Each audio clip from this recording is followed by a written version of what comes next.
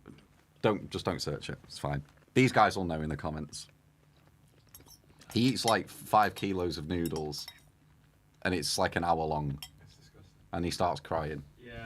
Starts crying? Yeah, What? it's his whole gimmick. His What? whole gimmick's like he just starts crying when he eats the noodles. Why? Anyway, I don't What? know. It's not like tears of joy. What is this? He's just like he's a bit. I can say it on FourFourTwo. Yeah, he is deranged. He's a deranged man. He is not in the field of our stuff. He's not on a tactics channel. Yeah, we share many subscribers, haven't we? Yeah, we probably don't. The Venn diagram probably doesn't cross over much. 𝗕𝗫𝗍𝗀𝗧𝗏𝗧𝗏 alone. I'm not even complaining about it becoming a 4-4-2 mukbang. They like it. Get it closer. Any chance Newcastle go back in for 𝗦𝗶𝗴𝗍𝗏? If Let me Sancho answer that. returns?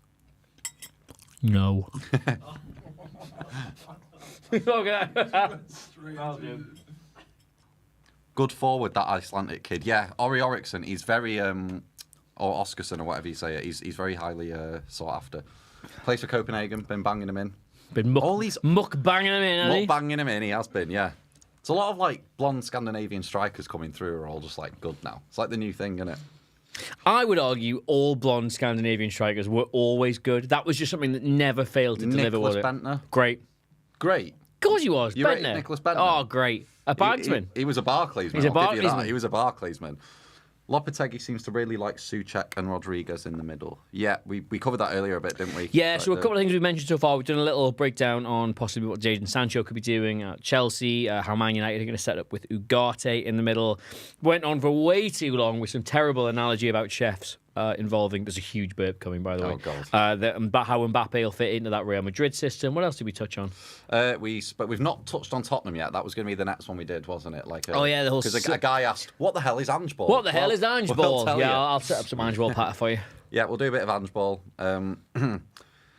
Tim 𝗕𝗫𝗍𝗀𝗧𝗏𝗏 to 𝗈𝗊𝗍𝗀𝗧. Oh, in that a news station. Didn't know he had a journalism degree. Well done to him. Did you go to journalism for that? Yeah. So apparently, Tim Steiden at West Ham is clearing out all of Moyes' signings.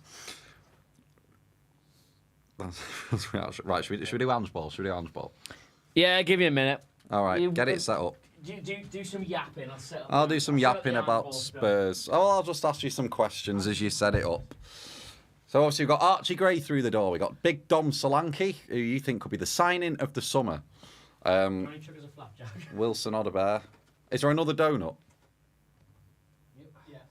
Can I have it, por favor? Yeah, love it.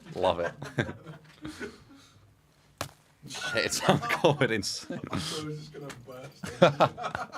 Right, okay. Taking a turn, this, hasn't it? That's it. Yeah, it really has. The tone shifted. But here's the thing. So, Daniel Levy, in my opinion, is better at... What are you going to say, Daniel Levy, in the chat? Yes. Go on, tell me what handball is. Who'd you guys were talking shit? Right, so... Daniel Levy's a better shrewd signer of players than he is a big spender. His three most expensive signings have been 𝗏𝗏𝗏𝗏, Richarlison, and now Dom Solanke. Of course, Dom Solanke hasn't really played yet. You can't really judge what he's going to do. But the other two are categorical flops. The one before that is Brennan Johnson at 50 million. So I think when he spends big, he spends badly. When he spends shrewdly, i.e. Dele Alli, Kyle Walker, he spends well. So, bit of food for thought if you're a Tottenham fan. Anyway, 𝗬𝗶𝗴's gone, which is a massive systematic... R.I.P. You what? R.I.P. R.I.P. He's gone to Marseille. And obviously he was predominantly a ball winner, breaker up of play. Archie Gray's come in now. He's very good on the ball and can play a number of positions, so that will change. What are you laughing at? The chat? Or is it just something else? And yeah, I think that Tottenham could be in for a very good season. And Adam is going to explain why now, if he agrees with me. I'm just pulling up some stats. Keep going. He's pulling up some stats. I think they're in for a good season. And I think last season, I think they drew the first game of the season and then won 8 on the bounce and were top of the league, if I'm not mistaken. And then they got injuries to Van der Ven, that red card to Romero, injury to Maddison. And it all happened in and around that Chelsea game where they lost 4-1 at home. And the season didn't completely capitulate because he still finished sort of strong, but it never took off the way that it started. I think if he keeps everyone fit, Tottenham will be stood in very good stead. And I think Wilson Odobert is also a very tricky winger, better than Brennan Johnson. And I think he'll add a lot to that side. And I'm also surprised they've recouped Timo Werner as well. I'm not sure what I think about Timo Werner. I think you like him, don't you, Adam? Sort of. I don't hate him. He's never done anything to me. Fair enough. We are going insane. Right, are you nearly ready? No. Oh. Eat your donut. I'll answer some chat questions. Glad we've got a... Yeah, sugar rush. This is a sugar rush, honestly. We're going till midnight, so that's why it's needed. Got an Ange ball the other day when I sat down too hard. We've all been there, brother. We've all been there.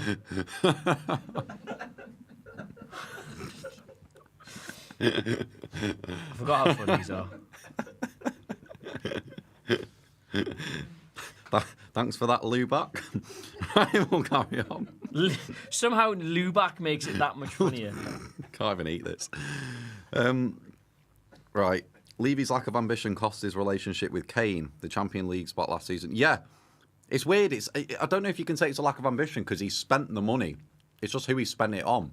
It's like he's got a lack of... It's almost like he needs a sporting director alongside him. And I know they've had Paratici in to make those decisions. It just seems good knowledge. Great knowledge. Yeah, it is. But, like, they just... They seem more informed now than they were, let's say that. The signings under Ange have been really good. But prior to that, the record signings were a bit whack. Especially 𝗏𝗏𝗏𝗏 and Richarlison. So, I don't know if Levy's got a lack of ambition. He has made the Champions League final. I just think, like, Tottenham have got an ingrained... something in their DNA, which means he just can't get over the line. It's a bit intangible. I don't think it's very tactical. Anyway, any other questions? This is the way to frame it. I like this, Adam. I don't know if you're going to talk about this, but is there a way for Ange ball to work without being so open in transition? No. No. Absolutely not. Because that is Tottenham's Achilles heel, definitely. And it's also the fact that like how quickly Leicester turned the momentum of that game the other It's week. the beauty of it. It's the beauty of the Barclays. Why would on earth would you ever want to change that? Right, I've got it here. All right. Got 2 optographs. That's what I was looking for. Have you sent them? No. Johnny, you've paused your notifications. Unpause them at once. Oh, it's automatic. Because I put it as a setting. Good thinking. Mark says, which Premier League sides had the best window? I would say it's hard to say great now. question. Because of who's obviously we've only seen 2 games, but it's a good question. I think Tottenham have a case. I know we're about to talk about them. I think they signed the right profiles. Can't be Chelsea. They've signed too many. And I think West Ham, it's one of them where they've signed a load of good players, but will it work? I think Ipswich have got a case. Anyway. Right. Are we going to Anne's ball? You got those graphs. Which one do you want first? First off, I would like the pressures one, but not yet. I'll tell you when. What's the other? I can't remember what the other one is. It's presses a lot and gets into high quality scoring. Oh yeah, the big graph, right? So yeah, pressures first. But I'll tell you when. That's a ways away. So, can I have a green light, please? Welcome to Celtic. Ange Postecoglou's just got the job. He's a rugged Australian fella. He's going to change how the SPFL is played. Good eye, mate. Good eye, mate, etc., etc. Shrimp on the Barbie. And what he does is he revolutionises Celtic's on-the-ball play to make them just super, super, super aggressive. And he plays specifically with a 4-3-3. And it's nuts the way it works, right? The wide players, they hold all the width. They stay as wide as possible. The centre forward stays absolutely perfectly still. The 2 8s basically become 2 additional forwards depending on what side of the play the ball is on. The ball is on this side, you drop short, you get involved, you help with the build-up, and the far side 8 becomes a centre forward, gets around the back post, and vice versa. Also, you have a sitting midfielder, and then the 2 full-backs both invert into the middle to take the place of the 8s. Everybody pushes up the pitch. It's absolutely insane. It beats Falkirk 12-0 every single week, and Ange wins the muck lot, doesn't he? Over in Scotland. Then, Tottenham have a crisis. Antonio Conte pulls a big huff in a press conference, decides to leave, and Daniel Levy spends the next 6 months trying to find a manager, and it goes so awry that FourFourTwo publish a video literally called "Why Does Nobody Want to Be the Tottenham Manager?" And the reason is simple. The Harry Kane situation is unresolved. There are several players who are key in coming out of contract, several players who are in contract but need to be moved on. The whole thing is a total mess. And of all the criticism Postecoglou started getting towards the end of last season, I felt that everybody forgot that. Nobody wanted that job. It could have gone disastrously wrong having lost Kane, and he came in. And for a while, admit it, you thought he might win that league. No. No, come on. They'd lost Harry Kane in the trophy case. They were top of that league. I started to think, would it not just be the funniest thing? Shout out to Ryan Dabbs who tipped them to get relegated. Shout out to Ryan Dabbs, who's definitely not watching, who did tip them to get relegated. Do you know what? We go back to that every now and then. I love Ryan Dabbs for making that prediction because it was the only one that played out worse than Chelsea will win the league. He kept me off the bottom of that league, and I'm very grateful for him for doing that. Anyway, so this was Ange Ball. Absolutely fucking bananas. No one had ever played football that way before, and everybody said, well, he'll not be doing that in the Premier League, will he? That'd just be really, really silly. So Ange Postecoglou, he rocks up at Tottenham, and fair play. He doesn't play that way in the Premier League. He goes kind of similar to what happened with Erik ten Hag when he's come over and decided he's like to play a slightly more sensible formation to a 4-2-3-1. Now, primary reason for that, Adam Monk, one man. 4-2-3-1. James Maddison. James Maddison. Yeah. You've got this unbelievable 10. You don't want to drop him too deep because then he doesn't get involved in the right areas. It's a compromise between the increased demands of the Premier League, how suicidal it would be to play that exact way, and also not wanting to waste one of your best players, James Maddison.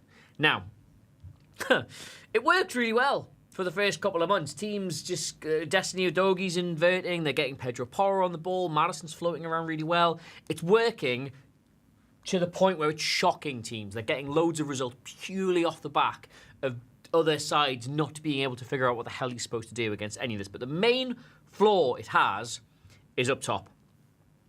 Harry Kane goes and they don't directly replace him, and their options are Son Heung-min or Richarlison.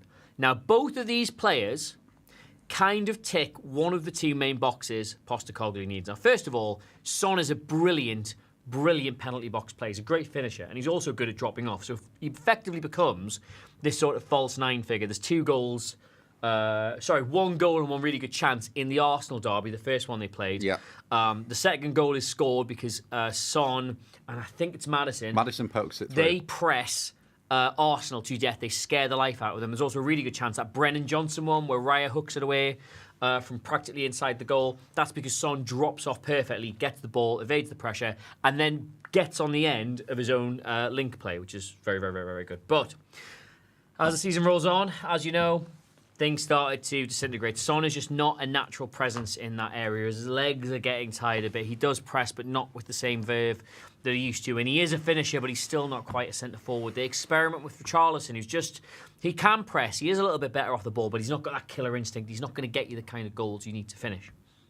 But the most important thing about this Ange ball side, certainly when you haven't got the ball, is that amount of pressing. Every pass should be forward, but so too should every defensive action. And if I may just have Dominic Solanke's pressures for Bournemouth last season. Where is it going? Where's it going? Where do I need to be? Here? Same place. Same place. Dominic Solanke's pressures. That is, per 90 minutes, how many times in that area he presses the opposition. Now that is, unarguably, the best any centre-forward was doing that in the Premier League last season. Now, you could argue the effectiveness of it, but certainly in terms of the number of times he was doing that and the areas in which he's doing it, Solanke was the best pressing forward. Under Areola's a nipple, of course. Under Areola, he became the best pressing centre-forward in the Premier League. He was perfect for the system he wanted to bring in, and he thrived last year, didn't he? Didn't we all enjoy the Dominic Solanke renaissance? I enjoyed it. I, for one, enjoyed it. I couldn't get enough of it. I was watching, you know, there's sometimes those, you get like the video thing and it's like, oh, you won't believe the lineup on this day X years ago. It was Chelsea versus Liverpool. It's like some really shocking names in this. And the one that shocked me the most was Dominic Solanke on the bench for Liverpool. For Liverpool? For Liverpool. He was at Chelsea as well, He was at Chelsea as well. He was at Chelsea, Yeah. he was at Liverpool. He's had his chance at the big level and he's never quite delivered. And nobody could ever really put their finger on why he was so hotly tipped. But then last season at Bournemouth, you started to see it. He's a pressing forward. He's aggressive. He moves the team up the pitch. And he's not an elite finisher, in my opinion. But he is a gunman. But he is a gunman. Yeah. Absolutely. He gets into that bracket of gunman, and his numbers last season finally started to reflect that. He wasn't doing a Harry Kane. He wasn't getting you chances you shouldn't be getting, but his goal scoring was matching the chances that were available to him. They should be blue now. I forgot to change that. We're at Tottenham all of a sudden. We're technically at Bournemouth, but whatever. Anyway, Tottenham. Tottenham's kind of blue, isn't it? Because you can't be white. Just everything's white. So it's the pressures.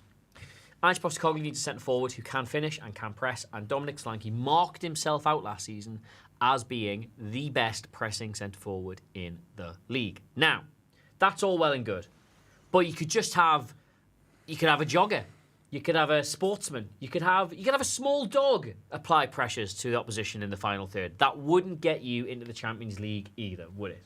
It wouldn't. May I have the other graph, please? This is when combined, I've forgotten what the exact axes are, pressures in the final third versus the XG per 90. How hard can you work and how good a chance can you get? And if you look at this graph, Dominic Solanke is not where Erling Haaland is, but you will see he is right on the far edge of both of those axes. If those are the two things you're looking to measure a centre-forward by, pressing and I don't know, not chance creation, but the chances you're getting, Dominic Solanke scores about as highly as anybody else. He's more over to the pressure side than Erling Haaland is, but then again, he's way more over to the XG side than, say, Rasmus Højlund or even Kulusevski and Son are. So he's an improvement on what they've got. He's a better fit than what they had. And more importantly, it lets them put Son back on the left-hand side, man. Yay. That's where he wants to be. He doesn't want to be doing all that dog work in the middle of the pitch, holding the ball up, back to goal. No. Let him get on the ball. Let him attack infield from wide. That gets more out of him simply by having a more suitable centre-forward in the middle. So I think, I said this to you, purely in terms of profile match to team, I think Dominic Solanke's been the best transfer any team's done this summer so far. That is bold. It is bold. I don't necessarily mean... I see the logic behind it. Yeah, I see it's not necessarily saying it's going to be the best transfer of the season. He's going to get 30 goals. But I think purely just on the theory side of it, I don't think anybody's better matched up what they need and gone and got a player that better ticks all those boxes than Solanke at Tottenham. And I said before, if he gets 15 league goals this season, maybe 20, and Tottenham just as a team don't have such a big drop-off and a slightly more on the front foot out of possession, I think that represents incredible value at 65 million. I'd agree. I think that's in today's market. So what you're saying is, Ange Ball good, Ange Ball explained, Ange Ball class. But Ange Ball will always be susceptible to conceding goals in transition. Well, yeah, because even now you've got Solanke on the pitch, and even though you're playing Maddison as a 10, his job is still to sort of float around into the spaces. So we were saying before at Celtic, the 2 8s basically took their role over what side of the ball the play was on. If it's on the far side, you get into the box. If it's on the near side, you get involved with the play. How they do this with Maddison is just usually always the one that gets involved. He floats left to right to get involved with the play, and then the other 8, whoever that is, off you go, try and get into the box. Or occasionally what they'll do is, they'll not even do that, they'll let Pedro Porro make that run. Basically, any of the 2 sitting midfielders or the fullbacks behind James Maddison are kind of free to make that opposite run. And that's kind of how he's evolved the system while being there. You don't see Udogie getting in the box too much, but you quite happily see it from the 2 central midfielders. Christ, Ollie Skip was getting on the end of crosses in the first few months of Ange Ball. Why, Leicester have snapped him up. That's hell. That's how aggressive that was. But regardless, you're still going to end up in a position like you did, where you've got these 2 really, really narrow players behind a front 5, and then basically just 2 sort of split centre-backs and a goalkeeper here. And, yeah, if you do lose the ball, you are in a world of trouble. I mean, you've mentioned before that fraudulent hat-trick. Just ending up Nicholas Jackson, everybody on the halfway line. It is going to be a really overly aggressive style of play. It's a really high-risk style of play. But I think it'd be so easy to forget what position Tottenham were in. When Postecoglou came in, there was expectations of them sliding right the way down the league, and they are back in Europe. They have got a settled side. They've got a settled system. They've added players that really improve that. They're finishing 3rd. I'm calling it. I predicted it. Do you know what? People think I've got a kiss of death when it comes to... I'll do a video about how a player's good, then you'll end up retiring from football, or I'll do a video about a transfer and that'll end up collapsing. This man texted me at half-time in the Tottenham-Leicester game, going, what is it? Tottenham win the lot. Sure. Wait, no. Let's scroll up. Text me half-time in the Tottenham Leicester game. If you recall, dear viewer, when Tottenham were 1-0 up at the time, cruising, but not having put Leicester away, and your exact words were? Where was it? No. Hang on. There we go. Got the receipts. So, Spurs are finishing 2nd or 3rd, nailed on. And what did I say? And then Adam said, they've scored 1 goal against Steve Cooper's Leicester City. Madder's going straight in my FPL, who am I kidding? And then I said, that's the only litmus test I need to see. Honestly, might lump on next Leicester goal, lol. That was you. That was me. I might lump on Leicester to score next, and I didn't. And then I said I'd lump on Southgate to be managing these by February. And then Jamie Vardy scored. And the tide turned. There we go. So, you know, kiss of death. High risk, high reward, but I do think with Solanke in the side, they are far more comfortable, and even in the periods of the season where they'll not dominate games as well, will be more likely to be able to impose their will against the teams they should be beating. So that's dumb. Solanke. Explained. Explained. Oh, it was good, that. Archie Gray too, by the way. Shout out. Good player. Will be good for Spurs. Good on the ball. While I've been doing that, there's been updates on Jadon Sancho. Bomber updates. Not quite bomber updates. I'll let you read those and prepare a spiel while I just do some. Have we got the QR code ready? I'll plug that since it's on the hour. So as I mentioned before, I'm doing the Great Northern with no knees, a bad heart, respiratory issues, and it's going to be terrible, but we are doing it for Mind, who are a UK mental health charity, who are very, very, very, very, very good and do a really, really important role in this country in terms of filling the shortfall in the requirement people have for mental health services versus the availability of mental health services. It's a cause that is very close to my heart. We've been raising money in 442 videos over the last couple of weeks, and the response has been genuinely quite overwhelming. I thought we'd get a couple of quid doing it, but we're pushing today to maybe hit £3,000, and that would overwhelm me to the point that I would have to take a big sit down. So if you have donated already, know that I am eternally grateful. I'm trying to reply to every single donation and do a personal thank you. But there's been quite a lot of them. If I haven't replied yet, I will do that. If you have got a couple of quid, anything, like literally anything, burning a hole in your back pocket, or you've just enjoyed this stream. I thought you were talking to the Premier League clubs then. If you have got a couple of quid, please spend it today. A couple of quid. Please spend it today. Teach a man to fish and you'll feed his family. Buy a right winger for 45 million and you'll give Adam Cleary and Adam Monk something to talk about for life. Yeah, if you have got a couple of quid. Like, if you are a football chairman and you're looking to spend £10 million today, the link is in the description. Like, imagine how cool that would make you look. But if you're a normal person with considerably less money available, but still a little bit, that would go so much further than you know or you believe. So any donations, the link is in the description below. Just click on that, it goes through the thing, tells you a lot more about what we're doing. And why we're doing it. Any donations are unbelievably, overwhelmingly, gratefully received. But we'll be reminding people about that on the hour. And there should be, is there a QR code on screen now? If you think you're too good to scroll down and click a link, I mean, maybe you're right. You spend all day clicking links on this World Wide Web. If you want to have a bit of fun, why not scan a QR code, which I'm reasonably sure will work. Shall we try it? Yeah, someone give it a go. I think that QR code should work. If you scan that, that'll take you directly to the link, and you can do it that way. But hey, times are tight. I'm not expecting anything from anybody. But any donations are always gratefully received. Wait. QR code. Oh, there we go. I get a notification every time we get one. Just as I'm saying. It does work. Oh, there we go. I think. Just as I'm saying that, someone's donated a tenner. There we go. Thank you so much to. Oh, where's it gone? I've clicked off. I was going to say your name.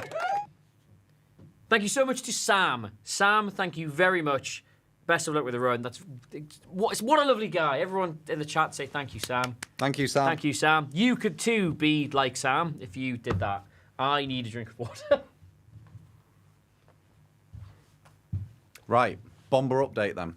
It's not a bomber update. It's not a bomber update. It just means United have basically just got conditions that have not been met regarding Jadon Sancho. Conditions that have not been basically met. Just gone pay up. I've got conditions that haven't been met, but that's because you can't get a GP appointment in this country. What should we do next? Should we do the Chelsea quiz? Yeah, right. Have I got to name every Chelsea player? Yeah. Have you got them all listed? I'll get them all listed. Oh, right. God. So, chat. Your job now, I'm going to tell you how many players are currently in the Chelsea first team. Registered first team players, not like all the youth players. Current Chelsea first team players. I'll tell you how many there are, and then I want you all to guess in the chat how many Adam Monk, and you can close that laptop for a kickoff, how many Adam Monk will get. Okay, so by first team, the ones who are in exile training, they do not count. The ones who are listed on the Wikipedia page as Chelsea first team players. Okay. And that will discount anyone on loan. Right. But it will include anyone who's kicked out or otherwise. There are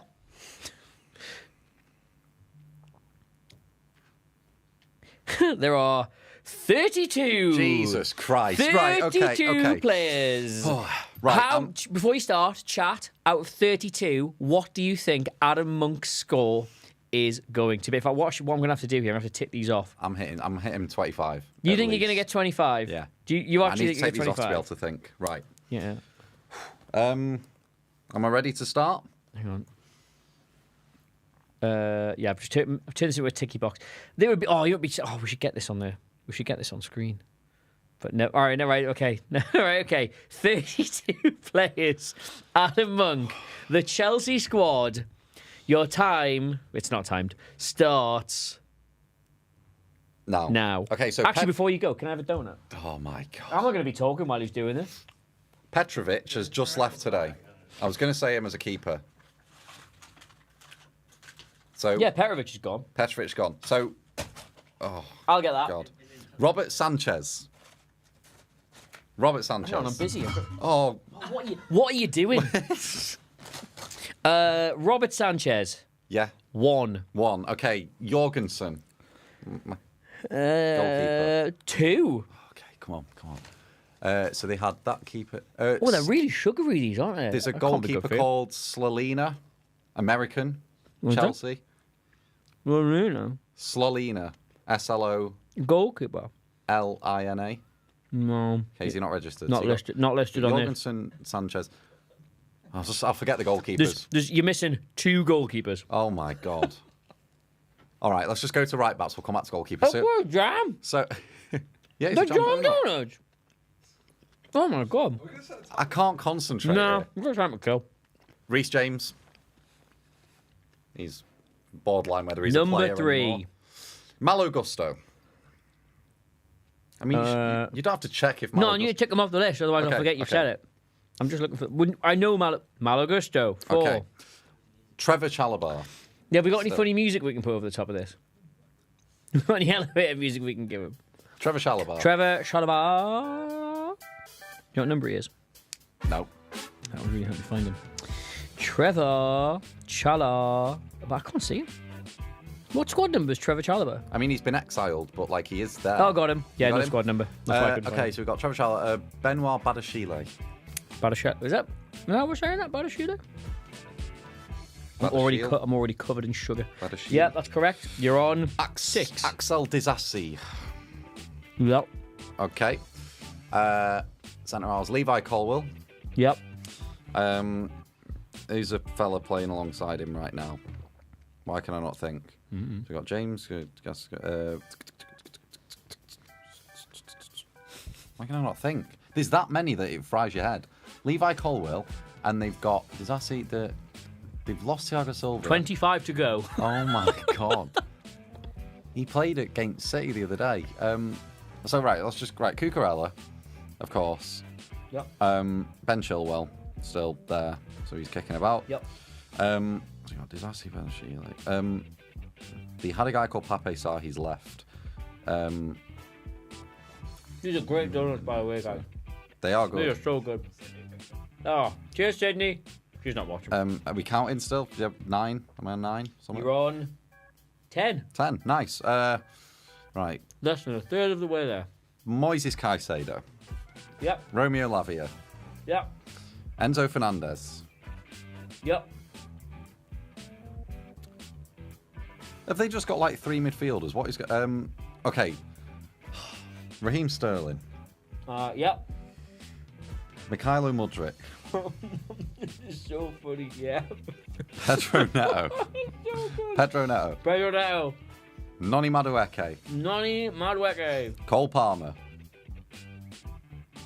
Cole Palmer. Joao Felix. Joao Felix. Christopher Nkunku. Christopher Nkunku. Marc Guehi. Oh, yeah. Marc Guehi. Yep. He's in. Kieran Dewsbury-Hall. Sorry, I'm covered in sugar. Kieran Dewsbury Hall. Kiernan Dewsbury-Hall. KDH. Yeah. KDH, he's in. Nicholas Jackson. Nicholas Jackson. Okay. Now it's scary hours now. Do you know how many you've got left? Go on. How many do you think you've got About left? 13. You've got 10 left. 10 left. Oh my God, the donations. Thank you all so much. Ryan Twyford. I love you, Ryan Twyford. Thank you. There's another Chelsea centre-back. Oh, my God. Oh. Yeah, this is. I'll tell you this, mate. There's fucking loads of other Chelsea centre-backs. They've signed that many players that my brain is malfunctioning. I'll tell you how many you should get out who are left, right? One big one who starts. So I've gone through and One big one who centre-half. starts. Definitely, there's a centre. There's one big one who starts. There's 2 or 3 signings made this summer, and the rest are just there. I think your final score's 22 here. No, right. No, I know. It's, and we need to talk 'cause it's streamed. There's a centre half who. How long are we giving him? Come on. Give another like 2 minutes. Thank you. That's very generous. I'm gonna make it count. Any guesses from the gallery? Just make up a name. You might get it. Langthorne, Digby. Oh, that's so close. Jizz Hornkamp. Jizz Hornkamp. Oh my God. Do you know what? Right, I'll give up because I just want to hear. I know. I've missed the centre half. Are you giving up? No, I'm not giving up. There's some. What was that, 2 minutes timer? No. There was a. Was that Cucurella? Oh, the chat's brilliant. I've missed some of these guesses. Oh my God. Drogba, Lampard. drink water. Someone said Gilchrist. Gilchrist is gone. Gilchrist, no, yeah. And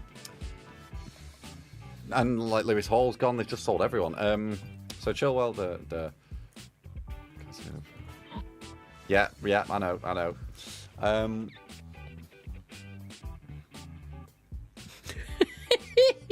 Just put me out my misery. You're giving up. Put me out my misery. I mean, I think purely for viewership experience, we should probably call it.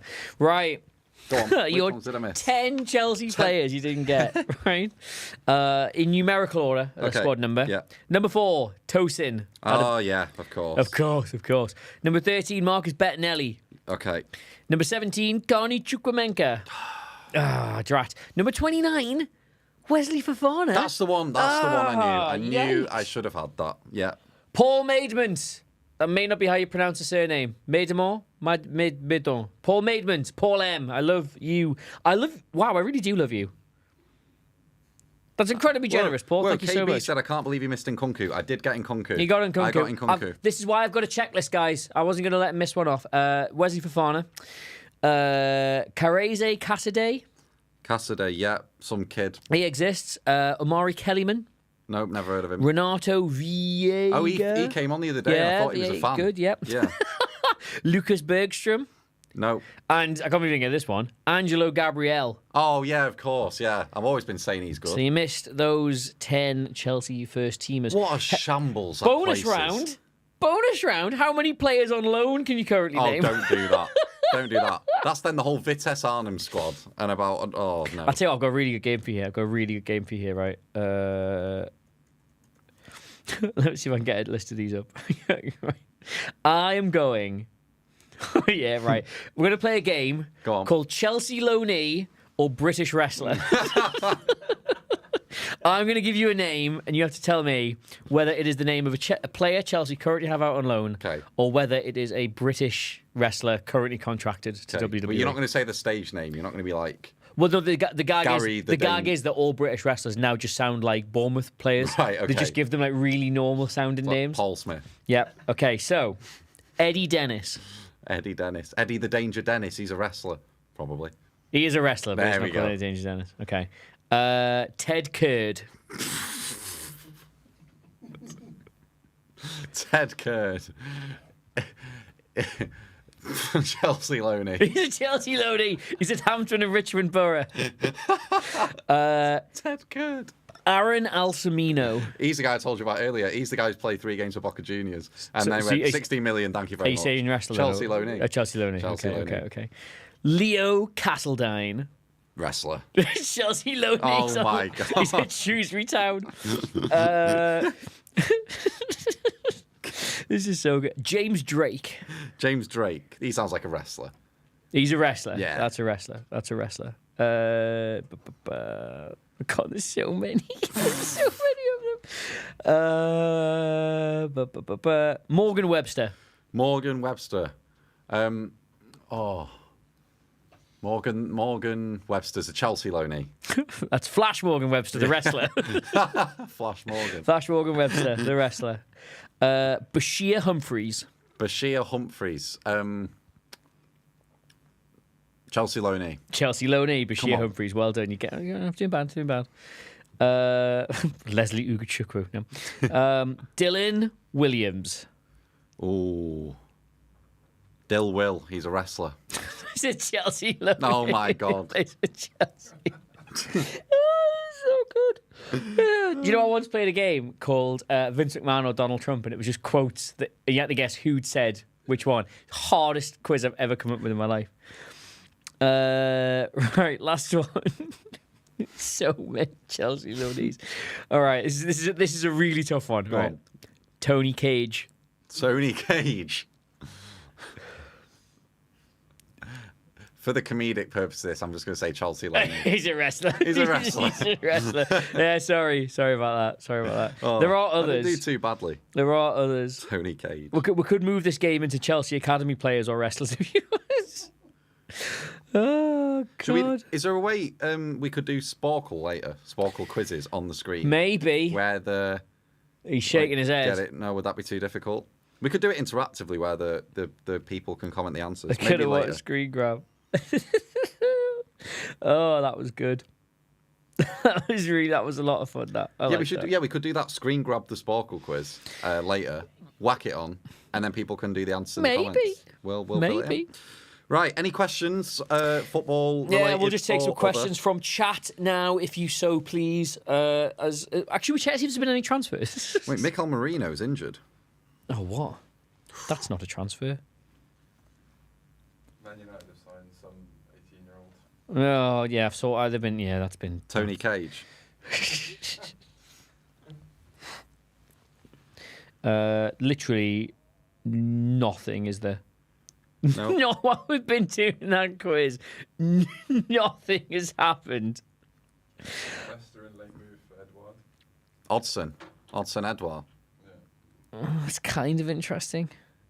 It's a rumour. I am not moved. Harrison Ashby's gone to QPR on loan. Oh, really? Sandro Tonali got called up to the Italy squad. That's not a transfer.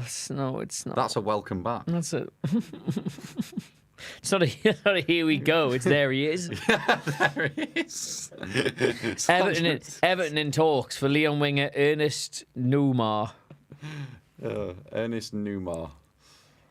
No movement in the Jadon Sancho deal in the last 30 minutes. Oh God. Oh, Romano. Is Romano post Fabio Silva to join Porto. Las Palmas? Oh, I thought it was Porto. Yeah, not anymore. No option to buy. Nothing's happened today. Oh, Fabio Silva. I'm thinking Fabio Vieira. I will let you on a little secret, right? This is me going slightly mad. This is just how the sausage is made. When this idea was initially pitched, right? My initial response was, transfer deadline day is dead. Like, it never happens anymore. Nothing interesting happens. There's no point doing that. And then what I did, do you know what I did? Do you know what I did? I went back to last year's transfer deadline day and looked at all the deals that got done, and it was way more than I thought it was. And I was like, it's merely the perception of transfer deadline day that has died. The actual heart and soul of transfer still deadline day alive. beats strong and would make great live stream coverage. So I was like, you know what? Let's go for it. And here we are. And nothing's fucking happened. My initial response was right. I mean, we're sitting on Osimhen, aren't we? Like, we're just waiting for that. Yeah, I guess. Yeah, go questions. Chat questions. Yeah, let's have a look. Chat Okay. questions. Do you rate Mudryk? No, he's bad. No, I don't. Wait, How do you think Sancho will do at Chelsea? We touched on this earlier, didn't we? Playing off the right. Sancho, yeah, I actually think Sancho. We talked about this earlier in the stream. I think Sancho is just like Joao Felix. Your initial reaction to any Chelsea transfer is like, what are they doing? They don't need another player, but he is a much better fit, if not necessarily a better player, for what Maresca's trying to do than some of the players they currently have. Weirdly, this whole Sterling is just not my kind of winger thing. I think a lot of that falls down if you get Sancho. Like, I know we said before, like, there is different elements to his game, but like, in terms of wanting someone who gets involved with the play as opposed to just like these direct runners and whatnot, like, they're kind of cut from the same cloth. Yeah, they are. That's why I think it's probably a personal thing with Sterling. I think that's a lie. I just think Maresca can't come out in a press conference and say, I don't like him. Yeah, that's what it is. That's what I'm pretty sure it is. It'll definitely be an off-field thing. Yeah, he's a bellend. But also yeah. there is his wages. Like, there is that to contend with. Like, Chelsea are apparently trying to Chelsea. clear the Chelsea wage bill. Nothing. Very much the watchword for Chelsea operationally is financial responsibility. Regularity. James McAlinden, sorry if I'm mispronouncing that, but he's reversed his old question. Worst pound for pound transfer in recent history in the Premier League. Mudryk. Literally Mudryk. To emphasize, to carry on Mudryk. Could be any of these Chelsea players recently, couldn't it? Really. Mudryk was £100 million. Yeah, but I think Enzo Fernandez could also. They've had a lot of good performances out of Enzo, and just look at the games he's played. Yeah, like Mudryk. I'm going to look this up, right? I'm going to look this up. How many is another Chelsea quiz question for you? How many goals has Mudryk scored for Chelsea in 61 appearances? 2. It's more than 2. Oh, no, way more. I'll tell you this. It's way more than I thought. 8. 7. 7. Really? Must have been like Carabao in Cup 61. Ones. 5 in the league. I know he scored a goal at Nottingham Forest, but that's the only one I can remember. But remember him scoring against Newcastle. Okay. Few people saying any Arsenal news. No. No. They- Arsenal signed Ricardo Calafiori early in the window. Yeah. Signed Mikel Merino 2 days ago, and they went and sold Aaron Ramsdale and got in Neto. That's what a transfer window looks like. They've already done it. Yeah. They've Smoothly already run done club. it. They've already Well-oiled done machine. Have they still got Reece Nelson, Arsenal? it. Yeah, I think Just Arsenal. sort of floating about. Just to refer to your spreadsheet, Arsenal could probably do with a couple out the door. I don't think they're going to get sent forward. I think that's clearly not on their radar. Vieira's obviously gone on loan. to Vieira's Porto. gone as well. Yeah, obviously they wanted a shot of Reece Nelson. I presume I'm just naming a random football here, but Maitland-Niles is gone now, isn't he? Yes. Gone. He plays for someone. Maitland-Niles plays for Leon. I've just seen your note on Arteta there, by the way, that I'm not going to read out on the stream in front of all the Arsenal fans, but just know that I enjoyed it. Oh yeah, a lot of people saying it has to be Anthony for worst pound transfer. It's got to Good shout. be Lukaku. Yeah, Lukaku Anthony. paid 100 million to loan him back to Inter. What a shout that is. Yeah, Lukaku, Anthony, or are there any all right? Declan Rice, that went relatively well. Is 100 million the cursed number in football? Jack Grealish, yeah, it must be. Yeah. Grealish failed. Well, in my opinion, Grealish has failed at City. Yeah, Mudryk. Hazard, Real Madrid. Fernandez. Hazard, yeah. Oh, Bomber. not Bomber, but a Premier League transfer that I'm not going to sarcastically read out. Oh. Crystal Palace reach agreement with Chelsea to sign Trevor Chalobah. Ah, nice. Season-long loan, no option or obligation to buy The next quiz summer. has just got slightly easier. There you go. One out.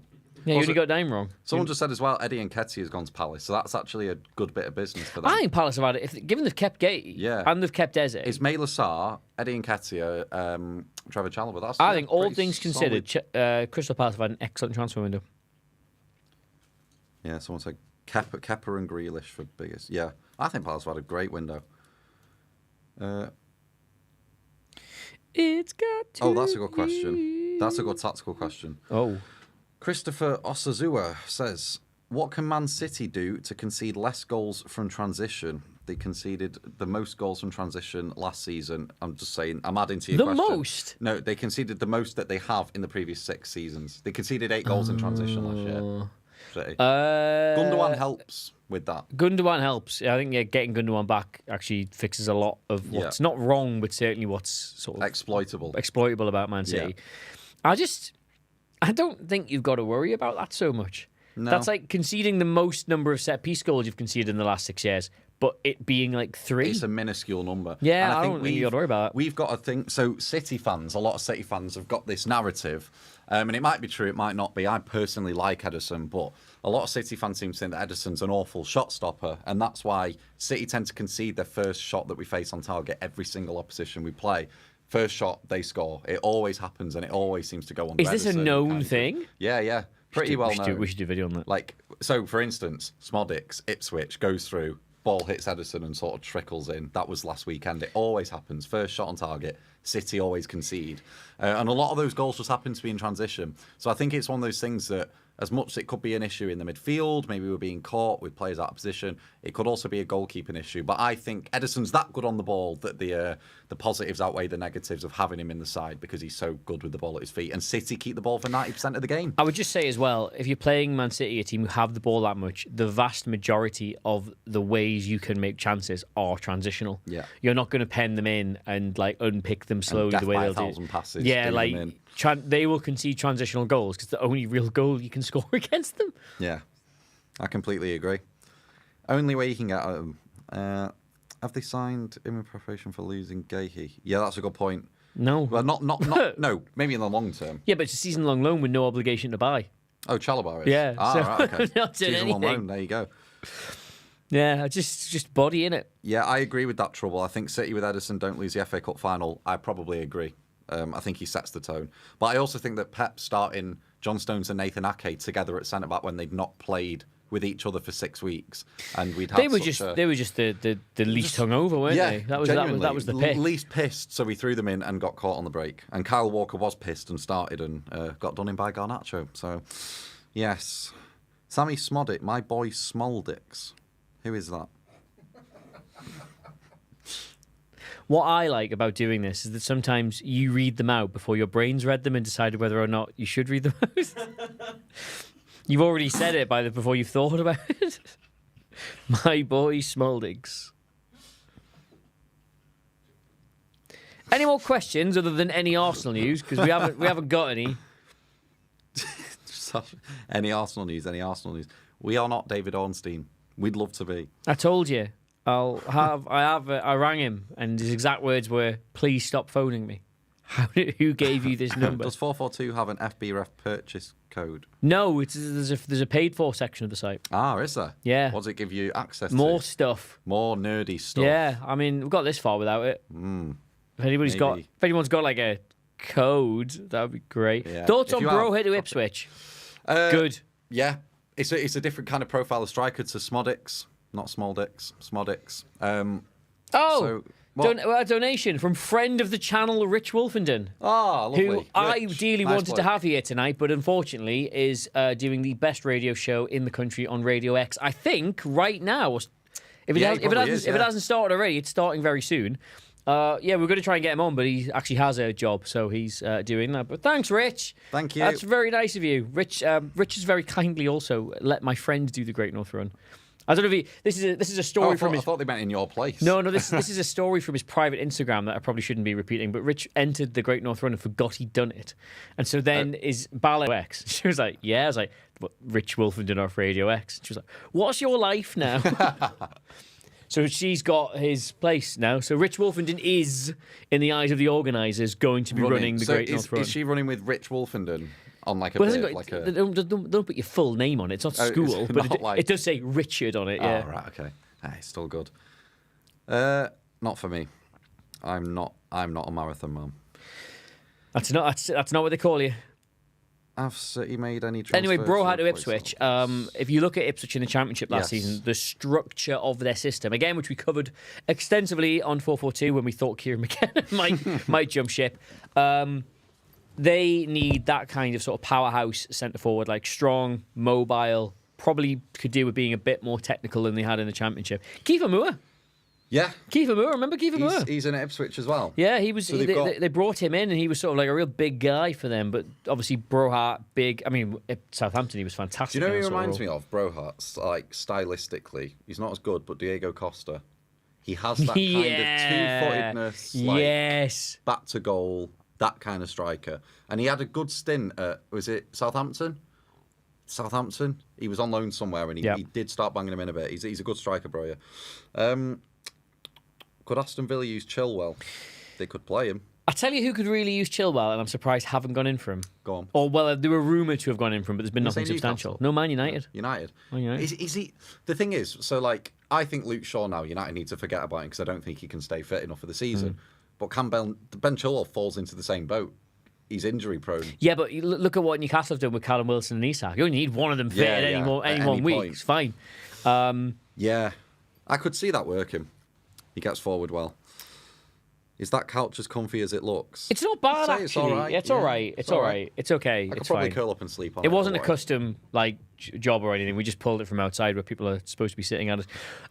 We've got loads of questions in here. First manager to get sacked this season. Oh, that's a great question. That's a great question. That's a great question. I think it could be Ten Hag, Yeah, could be Ten Hag. but like, they've kind of. The problem is they should have sacked him last season, but he couldn't because of the FA Cup. Thing is, right, we will both. If Liverpool win this weekend, we will both be saying Ten Hag. I think it could capitulate very quickly at United. The problem they've got, right, at Man United, is that they obviously wanted rid of him after last season. Not the man they want. Don't want to spend any more money on him. But he goes and wins the FA Cup final, and they do finish the season quite positively. So they're in a position where it's like, well, we can't just boot him, but what we can do is get rid of him for someone better. Like, if we have to have the manager in place. Yeah, and there wasn't that. And clearly, I mean... sorry if Mr. Ten Hag is listening, but I've never seen a man get so badly cooked in his own job. Like, the owners are literally publicly going around Europe asking every big name manager, do you want the Man United job? And they all said no. And then they came back and they put their arm around him and went, yeah, this is the man for us.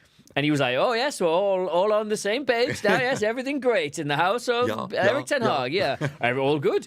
Yes, it's a great compliment that I did not get sacked. It meant that I'm doing the best job. No. They asked lots of other managers. That's a compliment too to me somehow. It says I've done a great job. And now you start the season and nothing's changed because Fulham left Old Trafford, a much smaller club than Man United, away from home, who you would never expect to get anything. They left that match thinking, how did we not get anything from that? Which was all last season was. Even when they were getting results, the teams they were playing were like, that was a real chance to get something at Man. After decades of never doing it, it was a real chance to get something against Man United. And the Fulham game was exactly like that.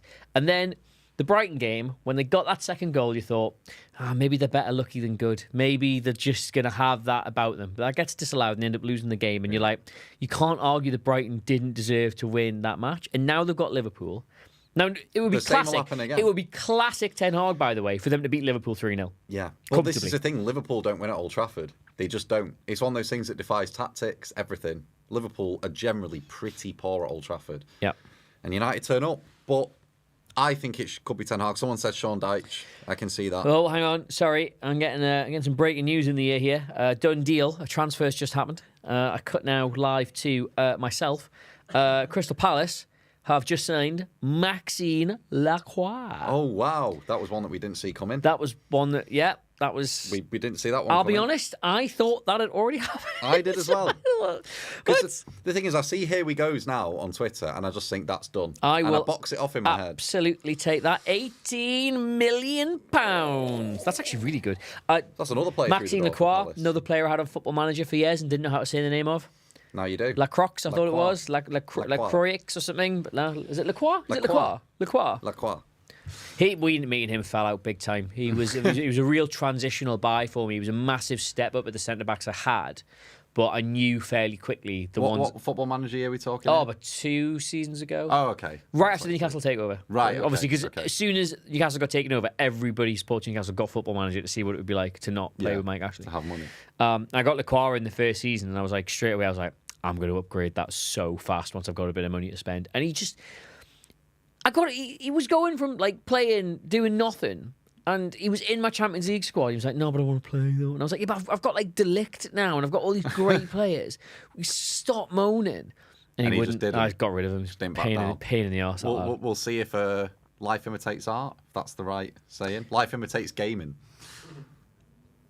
De Ligt and Ugarte make them. You did that faster than Fabrizio Romano did. Do you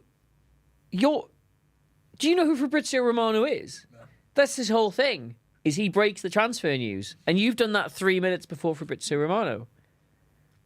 Who are you? You need your own catchphrase. Where have we got you from? Well, that was really exciting. Where are we with Victor Osimhen? Last update was that the package had been put together. Osimhen had agreed terms with Chelsea. All that was done. They're just trying to negotiate the situation between Napoli and Chelsea. That one feels like it's going to go down right sort of the last minute. Yeah, it's going to be the one that keeps us awake. Keeps us awake. Friday night? What do you mean keeps us awake? Yeah, no, it's half 10. We're not out, are we? It's 10:30 and we've got to talk about Victor Osimhen. Yeah, I've had 3 donuts. I suppose I've got my sugar rush now. 3 donuts? Oh. On the next break, by the way, do you reckon I can run to Sainsbury's and back while we play a video? Do you reckon that is within the time frame? I'd give it a go. Yeah? Well, my plan after the next break was to come back and those two be sitting on the couch just to sort of... for a bit of banter, but we'll see how we get on. Marco Asensio going to Fenerbahce. Does that do anything for you? Marco Asensio, poor fella. He's just fell off, hasn't he? Is he the fella who scored in the Champions League final? I think so, yeah. Yeah, he has a great left foot on him. PSG. Yeah. Right, we're just going to go back through the questions because I did specifically ask people for them and then just didn't really do very much with them. That was incredibly bad hosting by me. Adam, one for you. When do you think the cases against Man City will be underway? Will it be this season? And what will be the result? It will. It's underway very shortly. I believe it's going to be the next couple of months when the hearing is, and we'll know what City's fate is, subject to an appeal, by the turn of the year, I'd imagine. What do you think that fate will be? Unsolicited hot take. Unsolicited hot take, please. What do you think that fate will be? I think, even though it's down to an independent commission who are going to adjudicate the outcome. The commish. I don't think the Premier League would want their second highest earner, which is a commodity to them, relegated from the league because it's all about Wonga at the end of the day. So I think there could be a points deduction. There will be a fine, but I don't think it will go any further than that. Is that a hot take? I don't think City. Very measured. I don't think City will get relegated. It's very measured. I don't think City will get relegated, and I think as well. The steps they've been making in the transfer market have indicated that, and also the players signing new deals has indicated there's full confidence within the club that they'll be all right. So, yeah. Would you like to know what I think? Go on. I think the Premier League are aware that all the All or Nothing Amazon documentaries have sucked ass and have been really boring. But you know what's been really good? Go on. Welcome to Wrexham. Right. And Where are you going with this? And I think the Premier League will be like, could we take a club that's already got a big global fan base and put them in the lower leagues for a TV show. to force their way up for a TV show? And could we not document that whole thing? Oh, it would be. And I think, purely for the crack and purely for the television, I think they'll put you lot in the Vanarama. I wouldn't mind it. I'd still go home and away, even though I won't be able to get tickets. Every game would sell out. And part of me would like that. And do you know what I think? I think you'd be surprised how many City players would stay if they got relegated. Who would stay? Foden. No, he wouldn't. Yeah, he would. No, he wouldn't. If City get relegated, are you willing to shake on that? If City get relegated, I think you play in the Championship for you. Yeah. For 1 year. I think the players, most of the players would stay. We'd still offload some. But I think the club would still be worth so much money, we'd be able to offload a lot of them on loan. So there is precedent for this. Rangers Yes. got them down to Scottish League 2. Yes. Do you know how many of their players stayed? No. Not many. Juventus? Yeah, one league below for one season. A lot of them did stay, yes. Yeah, Nedved stayed, Buffon stayed. Yeah. City in the Championship for a season, I think you keep a lot of them. Won't change the attendance much, to be fair. Shut up, trouble. Honestly, I'm not having it. Exhales copium. That's quite funny. Do you think they take all the titles off them? No. Because some of the ones we've won now are after the frame. Well, you know what I mean? The framing of ones within... So it's the framing's 2010, 2018. The thing is, like, listen, I'm not asked if they take the title off me. I was still at QPR. I was still, when Aguero scored that goal, I was there. You can't take the memory away from me. What are you taking away? What if they did? A Wikipedia thing. What if they did? If they erase if I got lobotomized... Would that not be mad? Would that not be so mad? Yeah, well, I would lose my memory, wouldn't I? I wouldn't have a reaction to it. I'd just be like,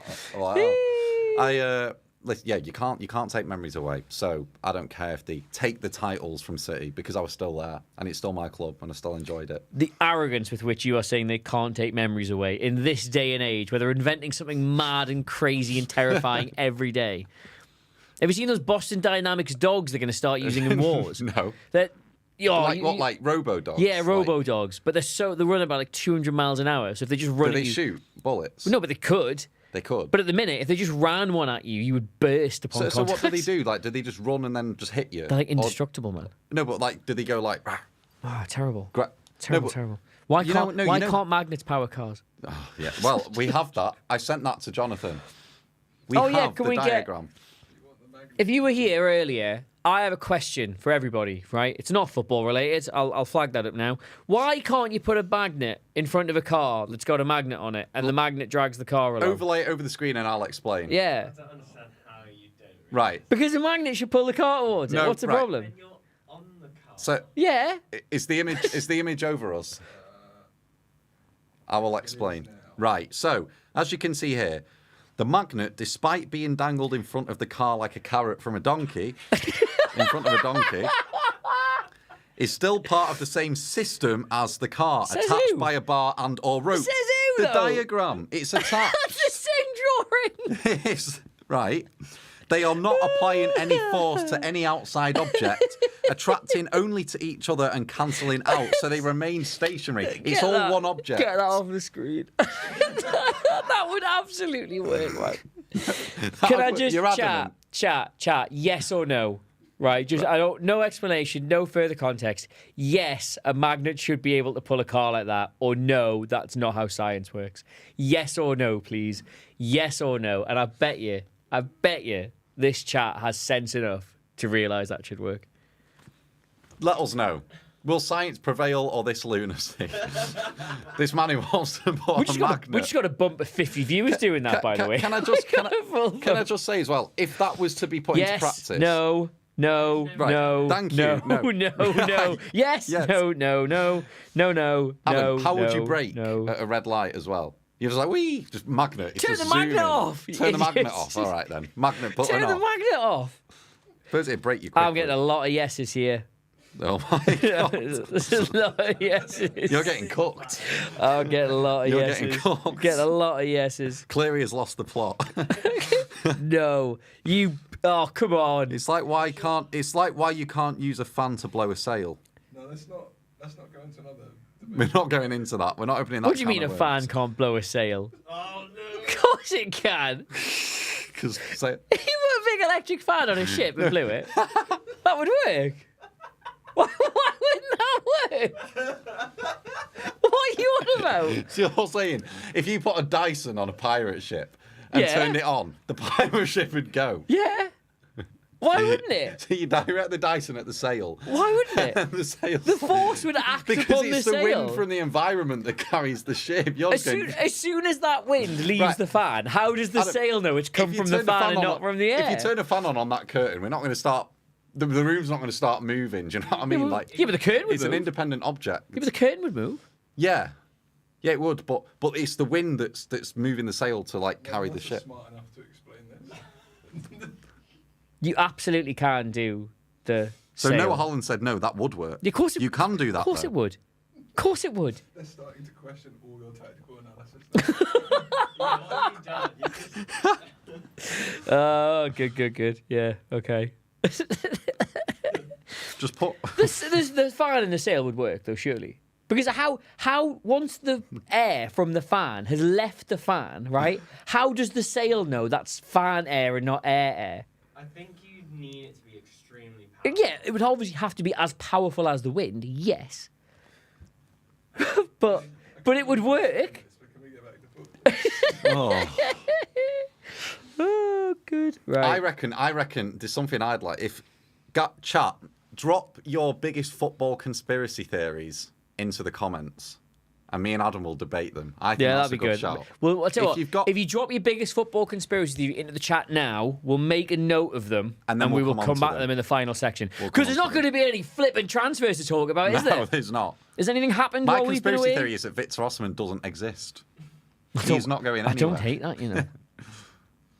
Oh, late development in the Raheem Sterling case. There's no development. The news is there's no news. It looks like it's Arsenal. Oh, I don't mind it.